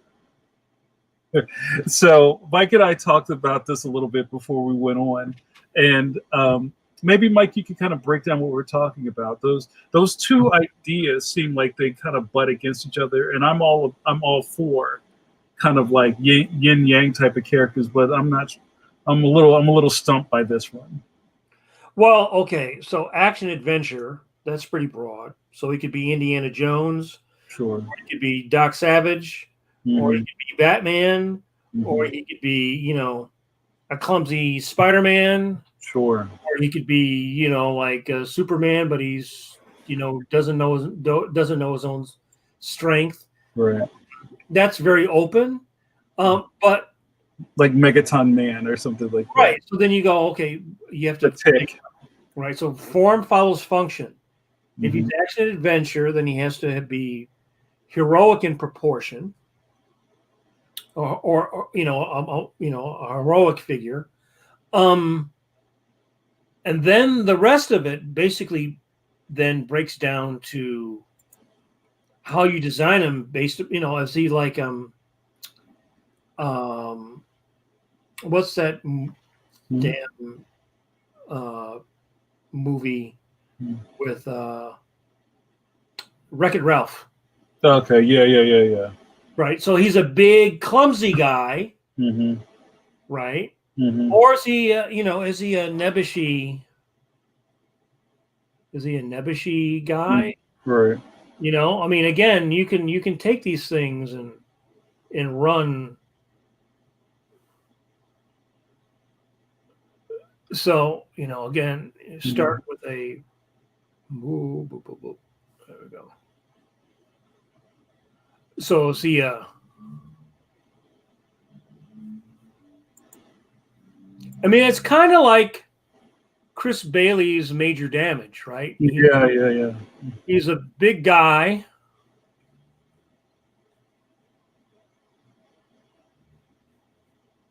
Wasn't he like a kid that turns into a superhero type of thing? Right. It's kind of like it's kind of like Captain Marvel, right? So is he a big guy? And these are what I start out with. I would just start out with a thinking drawing, right? Which will then, is he? Oh, are you sharing your screen, Mike? I'm not seeing anything. Oh, wait a minute. Oh, okay. Wait a minute.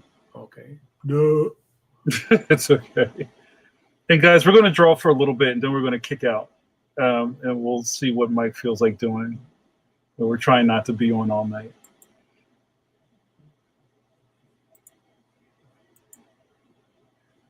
And Tim, we're going to address your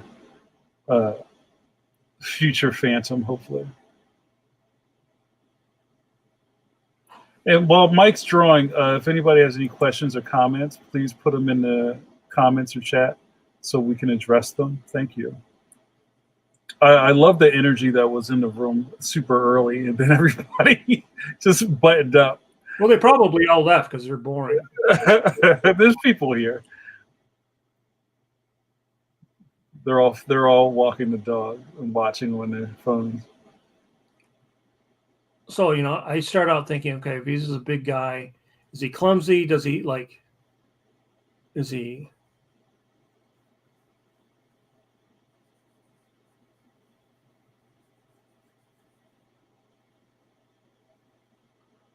My computer does not like having both of these things running at the same time. Oh, yeah, it's starting to kind of kirk out on you a little bit. Yeah. It's kind of like a Jerry Lewis knock-kneed, cringy. So I always start out trying to feel the gesture of the figure.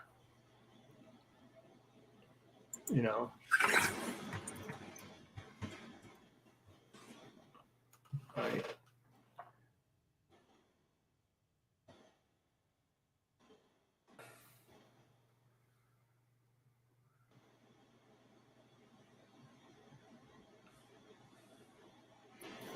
And again, while Mike's talking and I'm narrating, I wonder how any of the creatives in the room tackle things like this. And Mike, while you're doing this, you're kind of basically thinking visually, right? Sketching and kind of figuring out where this is going while your pencil's on the paper, so to speak. Would you, if say you got a script, right, and it says this one of the characters is this giant bumbling oaf type of character, kind of like it doesn't know his own strength. You think of a burly fighter who kicks down doors and doesn't really ask a lot of questions. Would you think about other characters in media that you could connect it to? Like, oh, you mean like The Tick? Or, oh, you mean something like this? Or do you always start from scratch? You know what? I don't necessarily think of other characters. Other characters. Mm-hmm. I might think of I try to think of actors. Yeah. Right. So I might think of somebody like Herman Munster. Right. Fred Gwynne was this big lantern-jawed guy. Right. Yeah.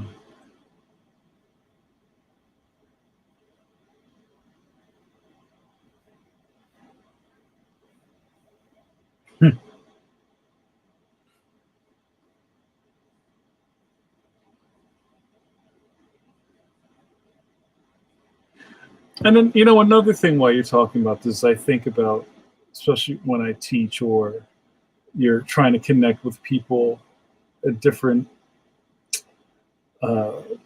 stops in your journey, is that a lot of young cartoonists just think of cool, right? Cool isn't always the answer to every problem, right? Especially kind of how you said that you can't really dictate what people are going to connect to. So I think when people push cool too much, you run the risk of having disingenuous characters, right? Kind of like the Poochie thing, like, oh, this guy needs a backwards baseball cap, and a vape pen, where it's just like, ugh, Why are you drawing that? Right. So that he's a little bit more clumsy, and I can make this guy a little bit more.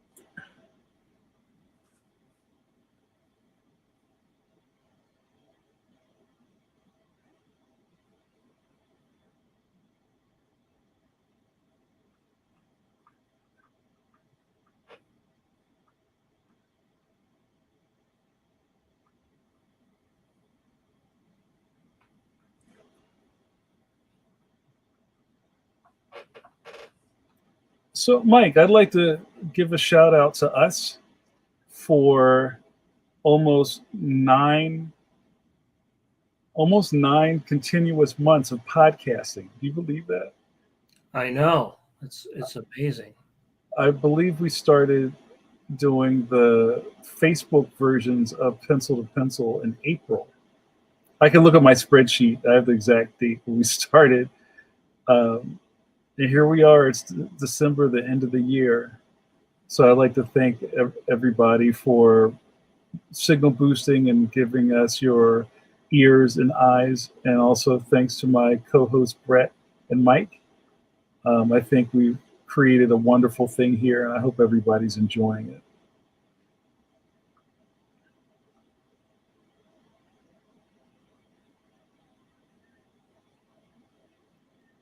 And while Mike's drawing, if anybody has any remembrances or anything that they love about the podcast, I'd love to hear about it.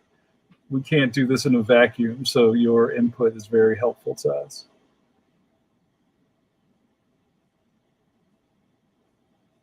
I like what we call acting, like what his hands are doing and kind of creating character traits from this guy you're just drawing out of thin air, Mike.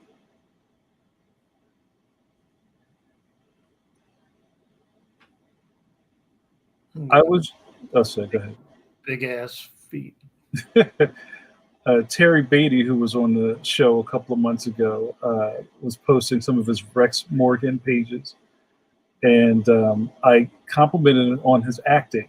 That's something that's very underappreciated. Doing those strips that you guys do. Right. That's what it's all about. Is acting. Mm-hmm. Oh, I like that. I like his Mongo head.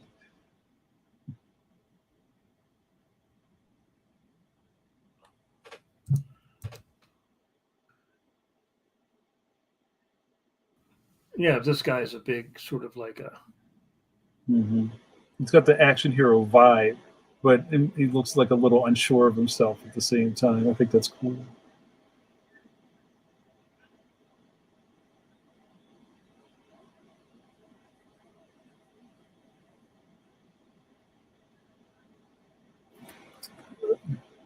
So, Mike, Stephen Payton, hey, Stephen. Stephen's a great supporter of the show. Says, loving the show as always. Man, these moments make me want the Comic Con to return so I can see these things live. Manley is slaying it. I love it. Why, thank you. And Tim comes in with some art tips and says, I find that the liquefy tool is absolutely essential for doing this sort of modification. Great work, Mike. Thanks, Tim. And Mastermind says, I love each of these bootcamp sessions y'all have streamed. Thank you. I usually am only able to watch the videos during the day at work. They've really helped with the monotony of grading comics. Thank you. I think this is the first time I've seen you on one of the lives, so thanks a lot. I appreciate that.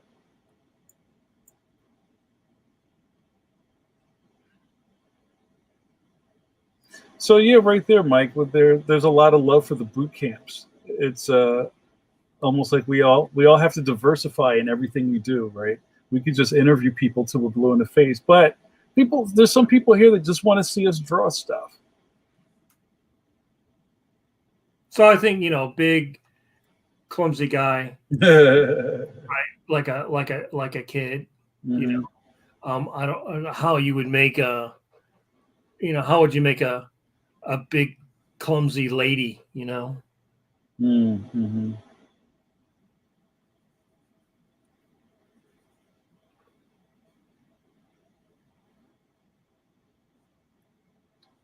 Mike, once in a while I hear from some of our penciliers, and they say, you know what?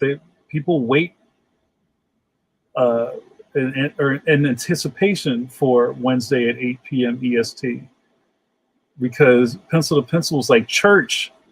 Uh-oh. Don't say that because I hated going to church. I just wanted hard candies from my grandmother's purse. That's all. You can't get me to go to church, buddy. Hey, Matt Waringo. Hey, Matt says, yes, I love when you do boot camps. Please keep them coming. Thank you, sir.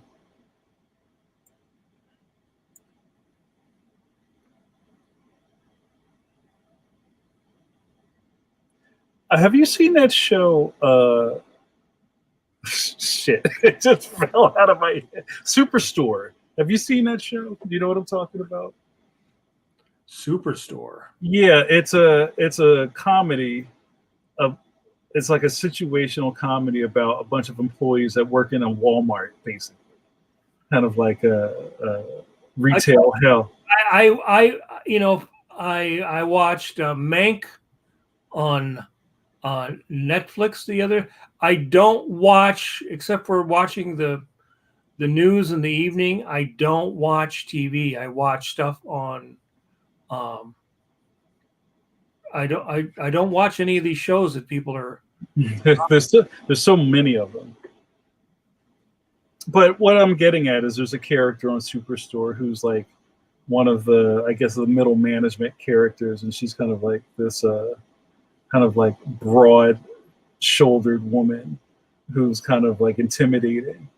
And I think it's really interesting because you don't see a lot of characters like that on TV these days. And if it's some really interesting characters on the show.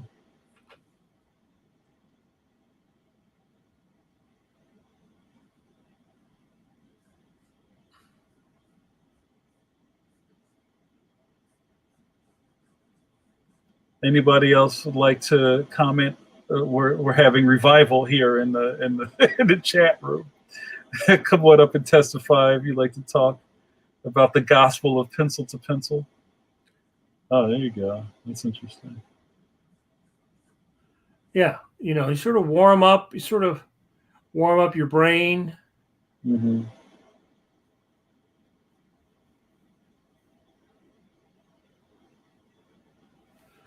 Like even something like very simple, like even at this point, this gesture is very quick.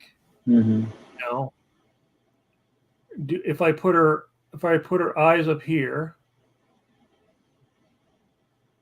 right, or I put her eyes,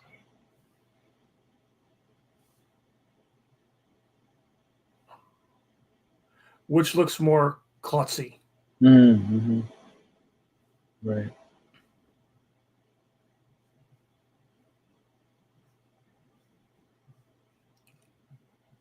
I mean, this is the basics of it right here.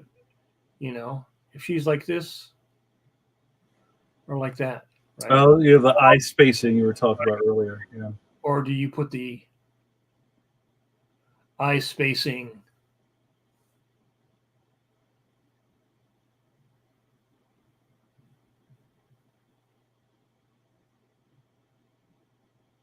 Who looks more Mm-hmm. klutzy? Right.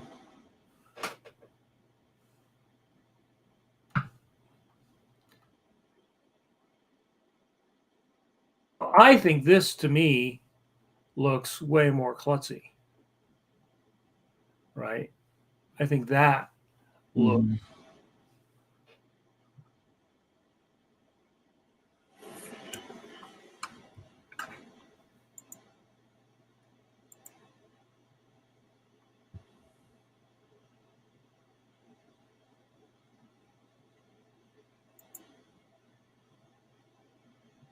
And when you see guys like Gendy design stuff, he starts out with stuff very much like this, very shape oriented. Mm-hmm.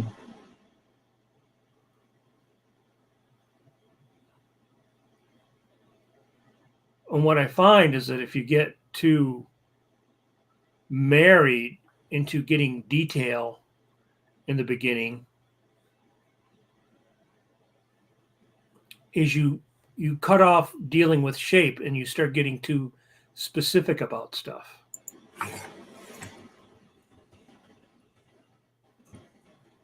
And then you kill the possibilities of your character. Right.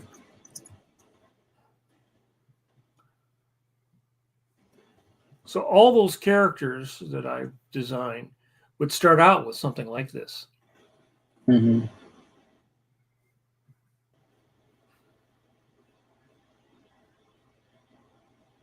Maybe she's got really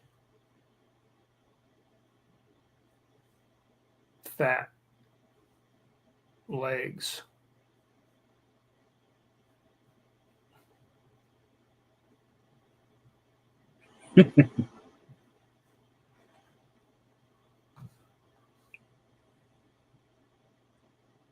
I like the turn. I like that leg turn right there. It's nice.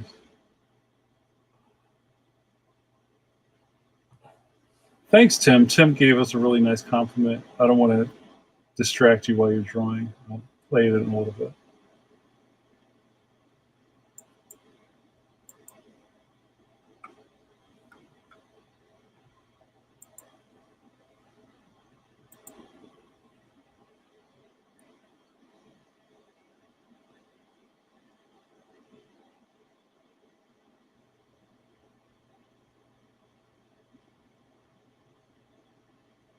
Hmm.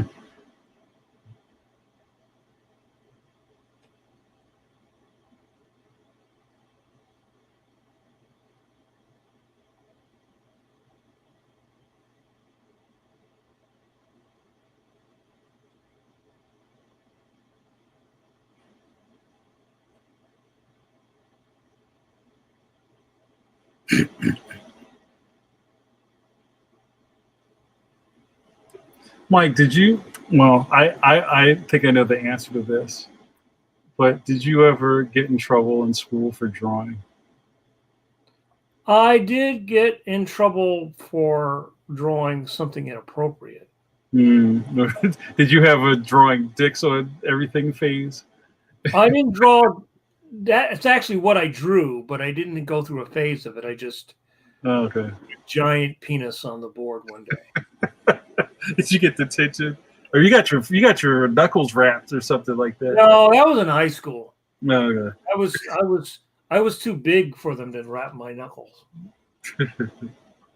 by that point.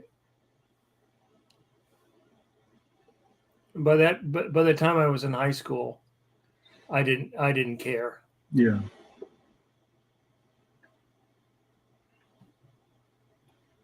So speaking of working digitally, do you find this is what I wanted to say. You personally, Mike, if you feel like you're in a sketch phase, are you drawn more to go to your book, or would you open up Clip Studio and do stuff? I always draw on paper. Yeah. Right. I prefer paper. Mm-hmm. That's the way I was formed, though. Mm-hmm. That's the way I was formed. You know, I'm sure like somebody who was 20 will go and work on the Wacom tablet because that's what they. But I tend to not. I use technology, but I find that I get tired. Mm-hmm. Right. There's like digital fatigue. Right. That sets in.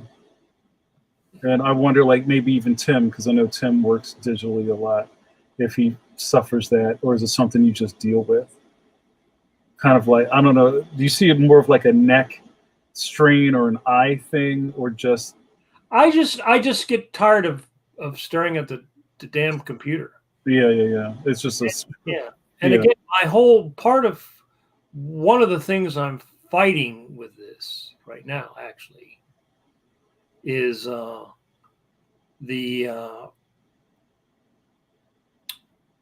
fact that I can't feel anything. Mm. Right, I'm on a piece of glass. If this was on paper, I would get the resistance to the paper that I would feel when I did this. Right, Yeah. I would feel the pull, and so I do it. But what I'm really having to rely upon here is muscle memory. Yeah. Right.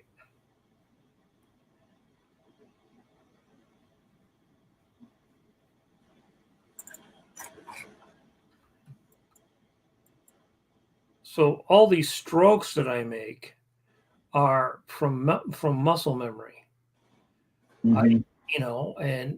Clip Studio is a great program, and Yeah. all these things are really awesome, but they just nothing's going to ever beat paper. Mm-hmm.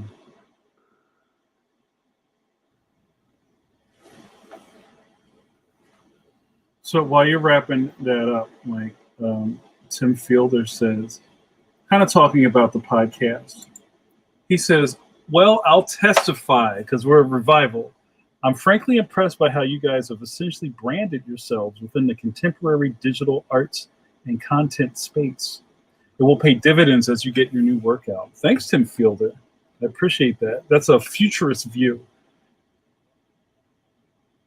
I think just being on this platform is going to allow all of us in different ways to benefit from this. Um, Probably some that are a little less obvious as we go along. But thank you so much for that comment.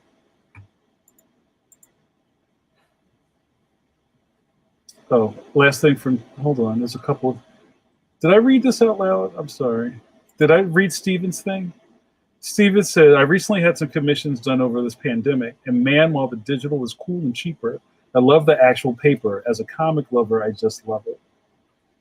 And then Mastermind Omega, and we've talked a little bit about this, about maybe getting a surface protector for your Cintiq that mimics paper a little bit. Mike, I don't know if you dig Yeah, on I know. like you get it, right? Yeah, I know that people do all that. Yeah. You know, I use it because I have to, Mm-hmm. but otherwise, I would not. If I was just doing this on my own, Yeah. I You, I wouldn't use it. Tim says, "My eyesight sucks, so I had to spring for a Wacom Cintiq 32, the big mamma jamma. The screen is large enough for me to actually see basic shapes as well as detail. Drawing on 13-inch screens just don't cut it for me now. When I work on my iPad Pro, it's only for short spans of time." Real rap.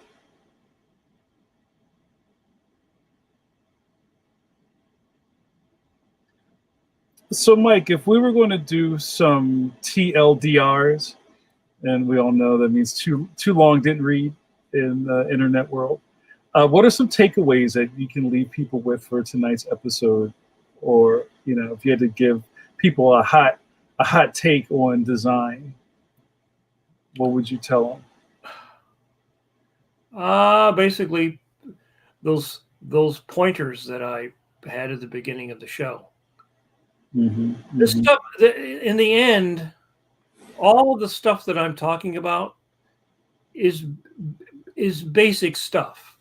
Yeah. And what anyone who is serious about really doing this and wanting to learn, what they have to decide is whether they are actually going to try to actually do it or not do it. Right. It's like, it's what I tell all the students.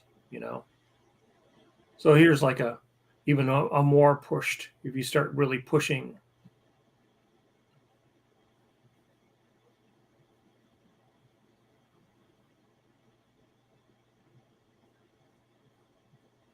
Yeah.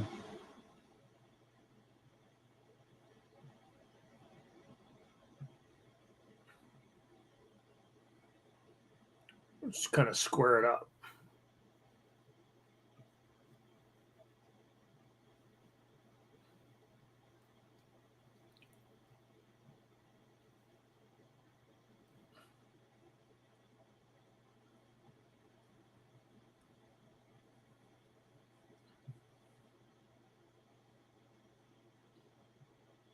Just give her like a mullet that covers her whole.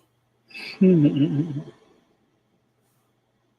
literally, this is what I would do. I would sit down and I usually have scraps of 8.5 by 11 paper, or I have my sketchbook, and I just will draw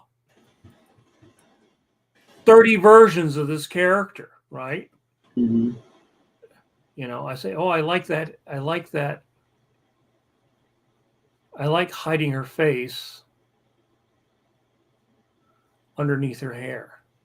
So here's my $1 million question for you, Mike, because part of your visual, I guess, for lack of a better term, your visual sketching and kind of rooting out, finding the character inside all of these lines, is that you love the process so much that you're going to keep working on it until you find what works, right?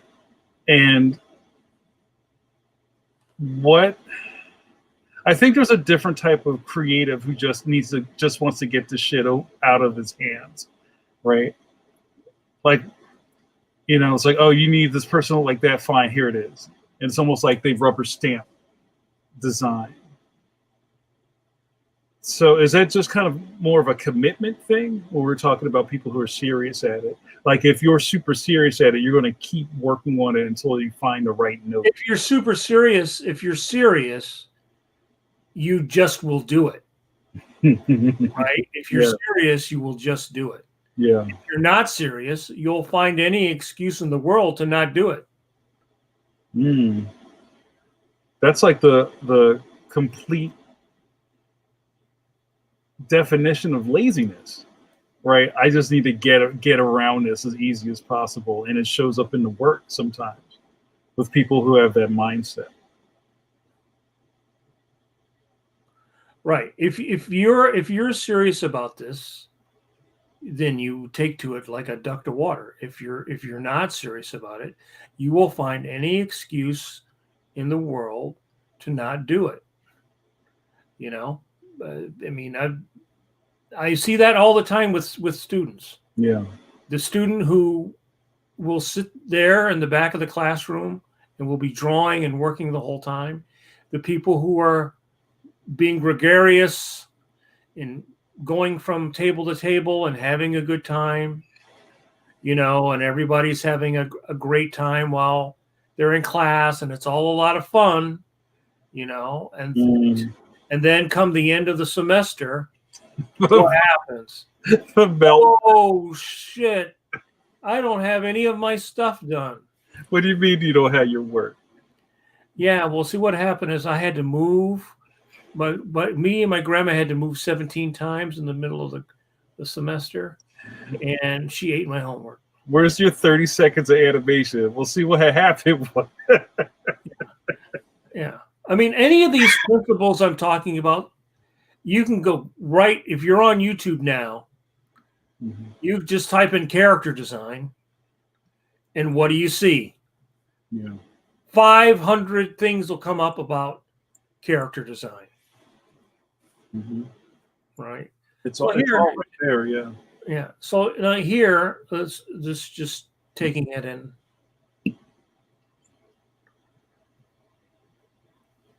Making it a little bit more realistic. And then you can make it even like super realistic, or idealistic. Yeah. Like Alex Ross. You could hire a model. You get your model to pose. It's chugging now. Oh yeah, it is starting to churn. Yeah.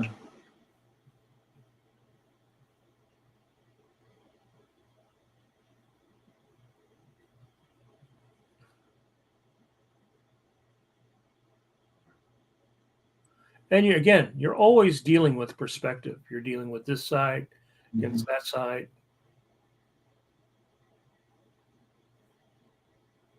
I love that even just on this page, all these designs look totally different from the other ones. Like, if I wasn't familiar with your style, you would think there were a bunch of people all trying to figure out the same character.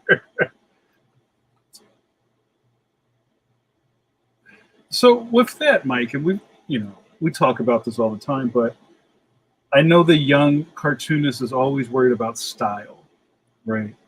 And I don't really want to ask you about what your style is, because I think, to my mind, what you're doing is problem solving, right? Well, I always tell people that your style is the expression of your knowledge, right? So, how well do you understand the ear? How well do you understand anatomy? How well do you understand? I can draw on any style, let's say. I could draw on something that's very realistic, Sure. or something that's kind of semi-cartoony, or something that's very cartoony. I think the point is that your style is going to come out no matter what. If you sit there and try to draw a head, it's going to come out. Now, if you want to try to draw it in a more of an anime style, which is still a pretty broad style, you'll be able to do it if you practice, right? How do you draw that in an anime style? You're gonna.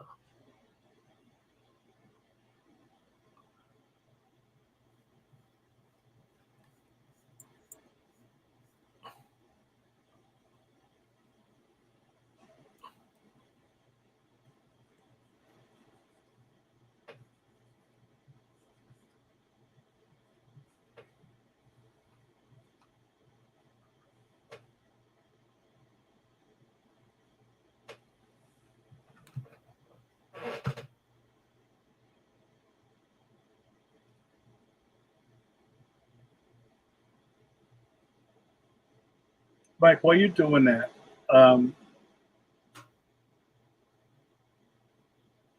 have you had? This is something that I don't think we've ever talked about. Has anybody ever approached you to ask to, I don't know, maybe make comparisons to the way you draw to someone else? And if that's the case, do you find that to be a compliment, or does that annoy you? I, in general, try not to get annoyed by. People will sometimes compare you or compare your work to somebody else's work. Like, ooh, that looks like. And they may compare your work to even somebody you don't like. Mm-hmm.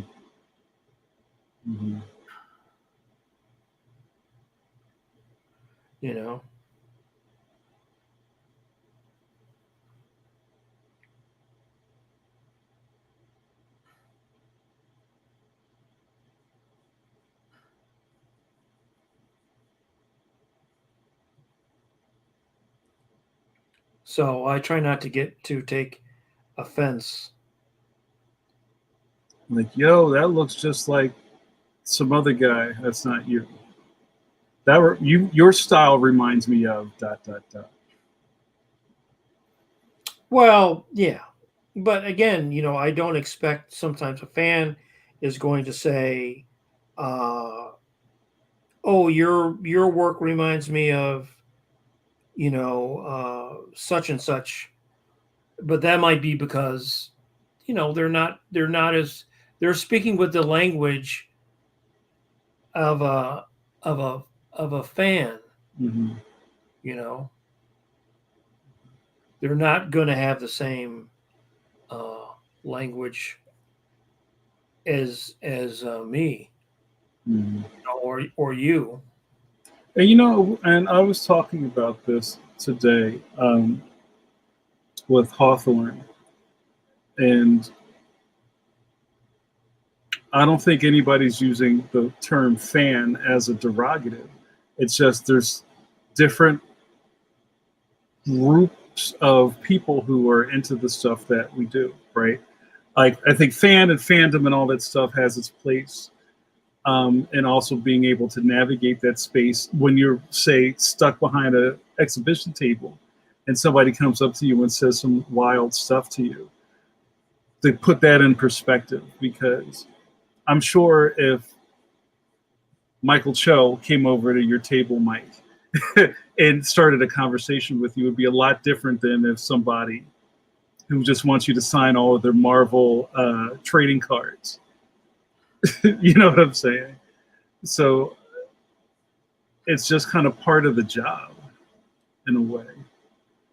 You know, kind of like not being offended because somebody says something kind of out of pocket to you. Yeah, I mean, I know some guys get really bent out of shape about that stuff. Yeah. But I try not to get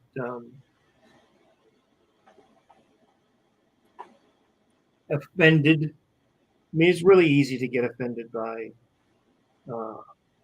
people's, you know, and they you know, nobody means to come up to you at a show and offend you. Are you sure? Well, I get maybe they do. In general, I always felt that people did not want to come up and Well, not to you. yeah, maybe. Well, the reason I said that is like I thought about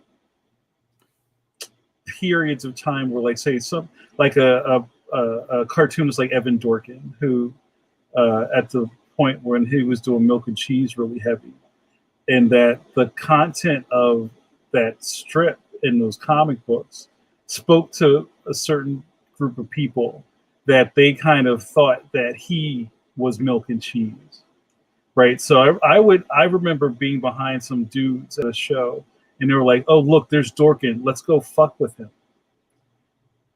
You know, and I'm like thinking to myself, like, why would you go mess with this dude, right? And I saw them and went over, was like, "Yo, what's up, Milk and Cheese?" And they were, just being like boorish. And like, I guess that's like some sort of mentality that you think that you're connecting with the creator because they do that kind of work. But I don't necessarily think that's a good look. So if you did, so I guess my thing here is like, so say if you were doing a vampire book, you would probably attract people who are into vampires. You might, maybe come over to you and want to talk about vampire things. Well, right. I would expect that if I was doing a vampire book that somebody would want to come over and speak to me about vampires, which is why I would never do a vampire book. I'm not into vampires, but. Well, I mean, it made me think about Linzer, right? And like a lot of his fan base are kind of like in a certain type of content. So I almost feel like, I don't know, you kind of inherit audiences. Now I'm thinking about this more. Like, think about when we talked to Katie Cook last week about her time doing writing My Little Pony. And I'm sure she had a very interesting group of people that will come to her table, right? Because they're the fans of that content, which I don't know if that always lines up with the creative team, if that makes sense. I'm just running my mouth. You should do a drawing. I'll do it next time.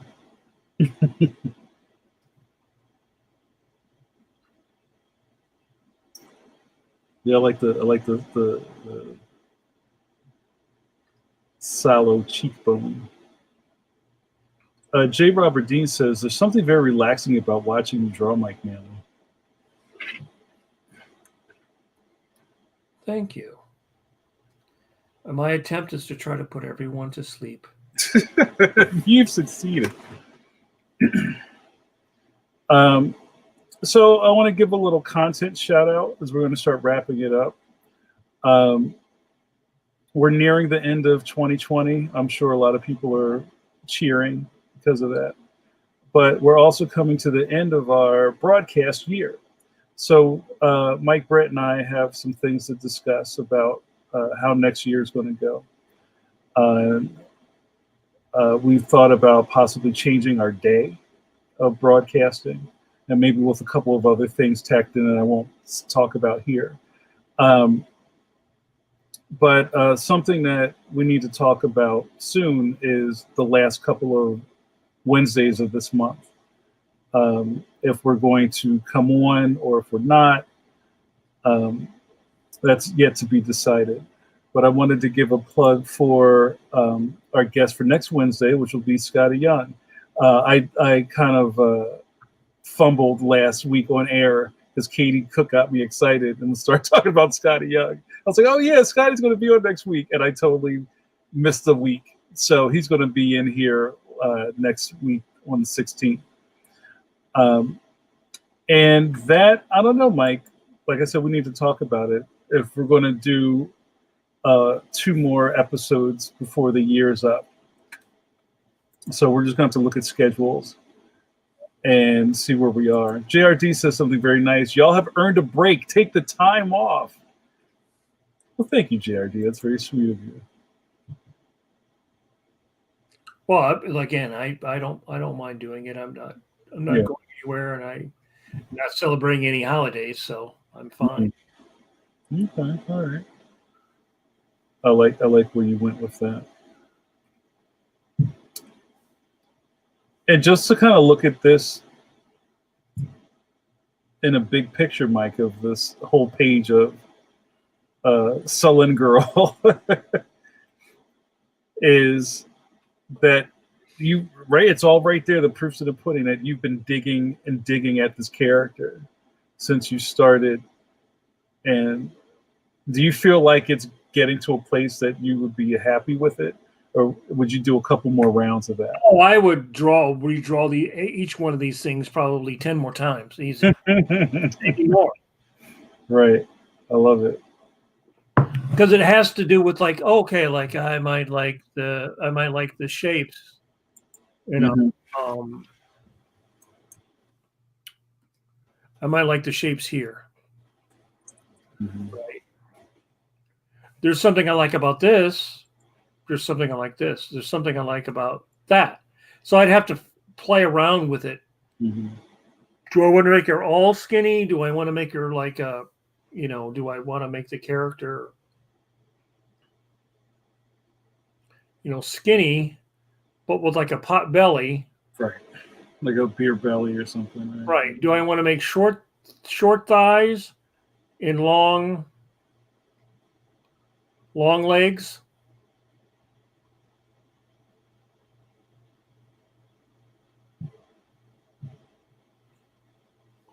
Right.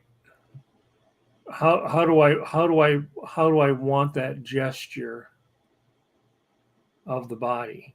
And so to me, like when I'm doing this, I'm feeling the character. I'm feeling the energy of that pose. Do her arms hang down? Does she try to stand confidently, but she's pigeon-toed? Mm-hmm. All right. If you can draw it as a stick figure,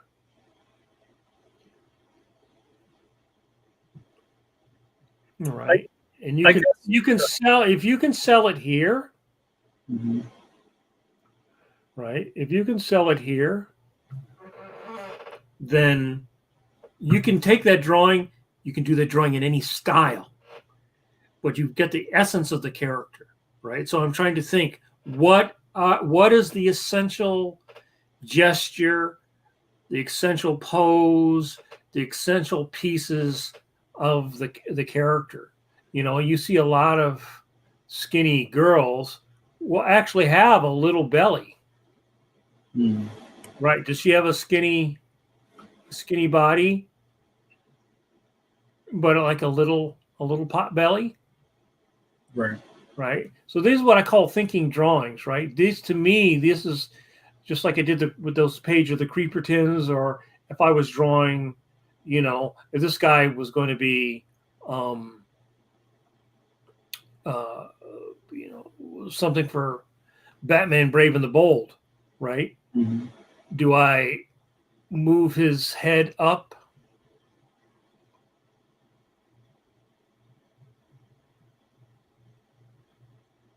And do I give him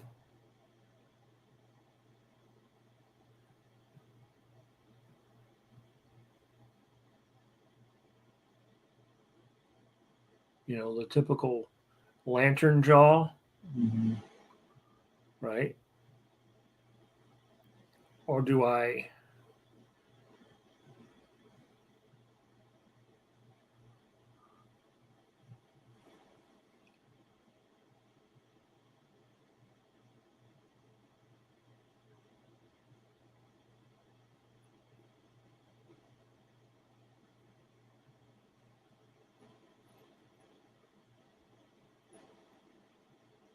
get his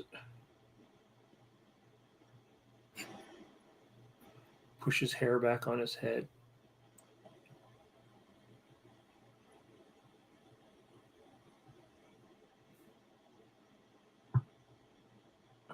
Right.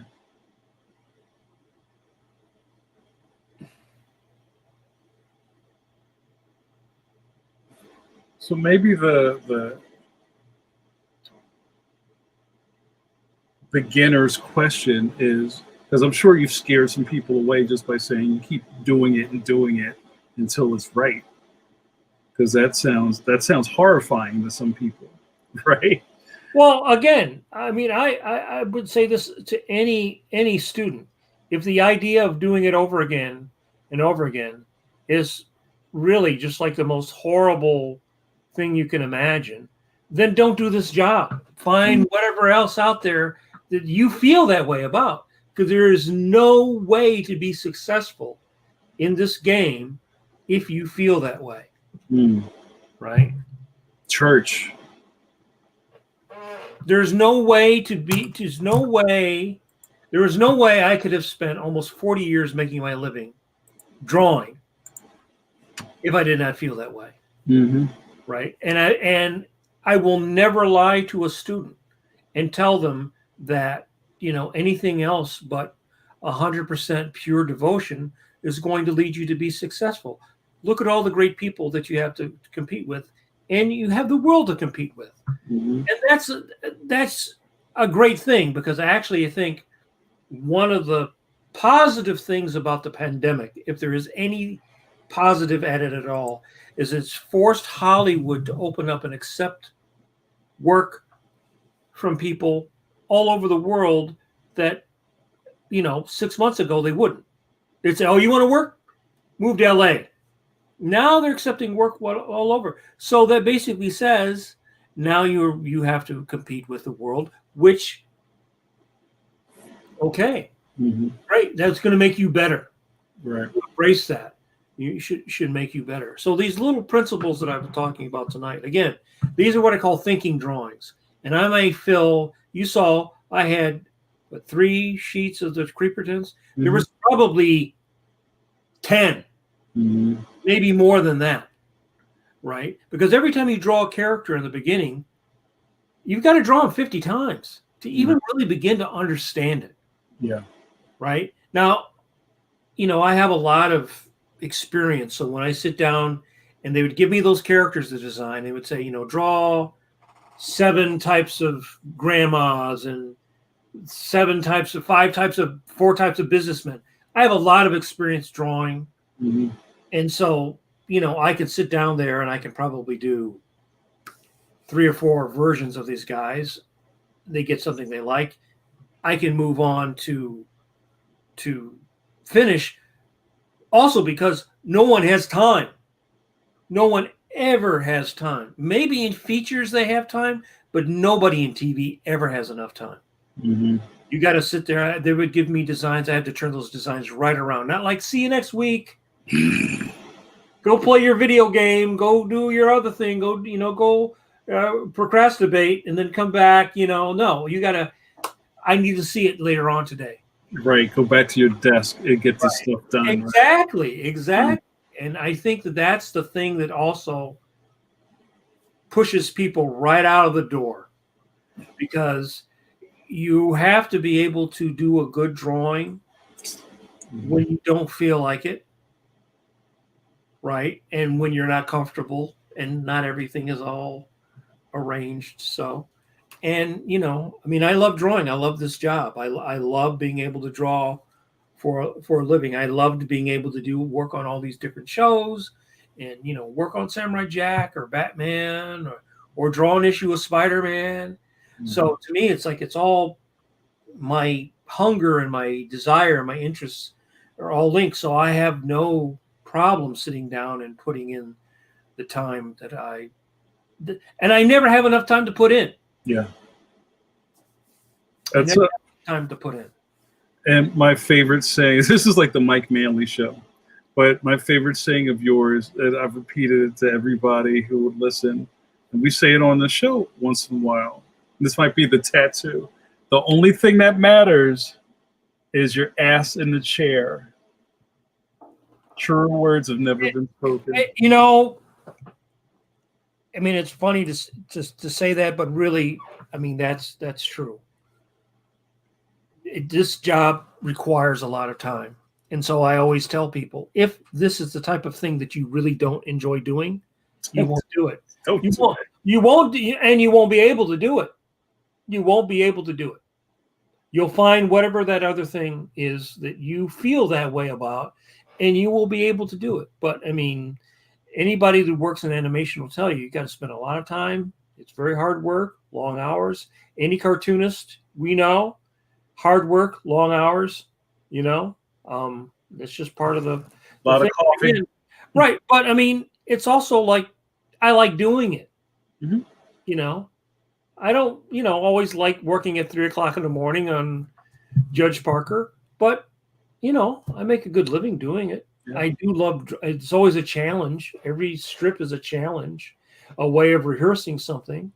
Like I got to draw a baby this week. I don't draw babies all the time, so there's a little struggle with solving the problem of drawing a baby. Mm-hmm. So you may find that character design isn't for you, or it is, right? Or you may find that storyboarding isn't for you, or it is. Again, a lot of this is like your personality is like a carburetor, and it kind of regulates whether you can kind of do this or not. And I can usually tell when I have a student who's going to be able to do it and not going to be able to do it. Some people are there. I know a lot of people that went to school for illustration. A couple guys are very good painters, and they went for school to illustration. And really what happened was they discovered while trying to scratch that itch and make their thing, make it fit, they were fine artists. They were not commercial artists.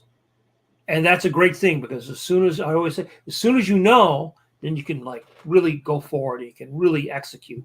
Right. You can take the governor off and get started. Yeah. And again, this may not be something you want to do for a living, but you may enjoy doing it. It could be a great hobby. It could be something you like doing, 5 hours a week and getting just a great rush out of it. And that's great. But if you're going to do it professional, you want to be in the ring, then you got to come at it with a professional attitude. That's boot camp. You've been swimming in it. I love it. Thank you, Mike. All right, you guys, we're going to wrap it up. This was a great episode. I don't know where the time goes. We've been on for a while. 2:30. Right. Oh, my God. But thanks, everybody, for hanging in with us. If you ever have questions after this is over, feel free to add them to the comments. Or you could also email us directly, too. Yeah, let me put your John on here. I need to put mine on here, but that says PayPal, Mike. Yeah, you can PayPal, Mike, while you you're can send me money. If you feel so inclined, you want to send me $1? Or you can join my Patreon. How's that? There you go. We're going to put it all on there tonight. Yeah, like we don't disintegrate and reappear next Wednesday. Ask us questions. Wherever the stuff is posted, feel free to, comment, signal boost, and share and like. Like I said, we'll be back again next Wednesday with Scotty Young. JRD says, thank you both, gentlemen, for your time and sharing your expertise. Thank you so much. So that's going to do it for us for disembodied, smiling face Brett Blevins, who shines his light down on us. For my best bud, Mike Manley, I'm Jamar Nicholas. You've been watching Pencil to Pencil, and you know what to do next. Don't forget to wash those curvy hands. Oh, that's a good one, Mike. Nice. Have a good one. See you next week.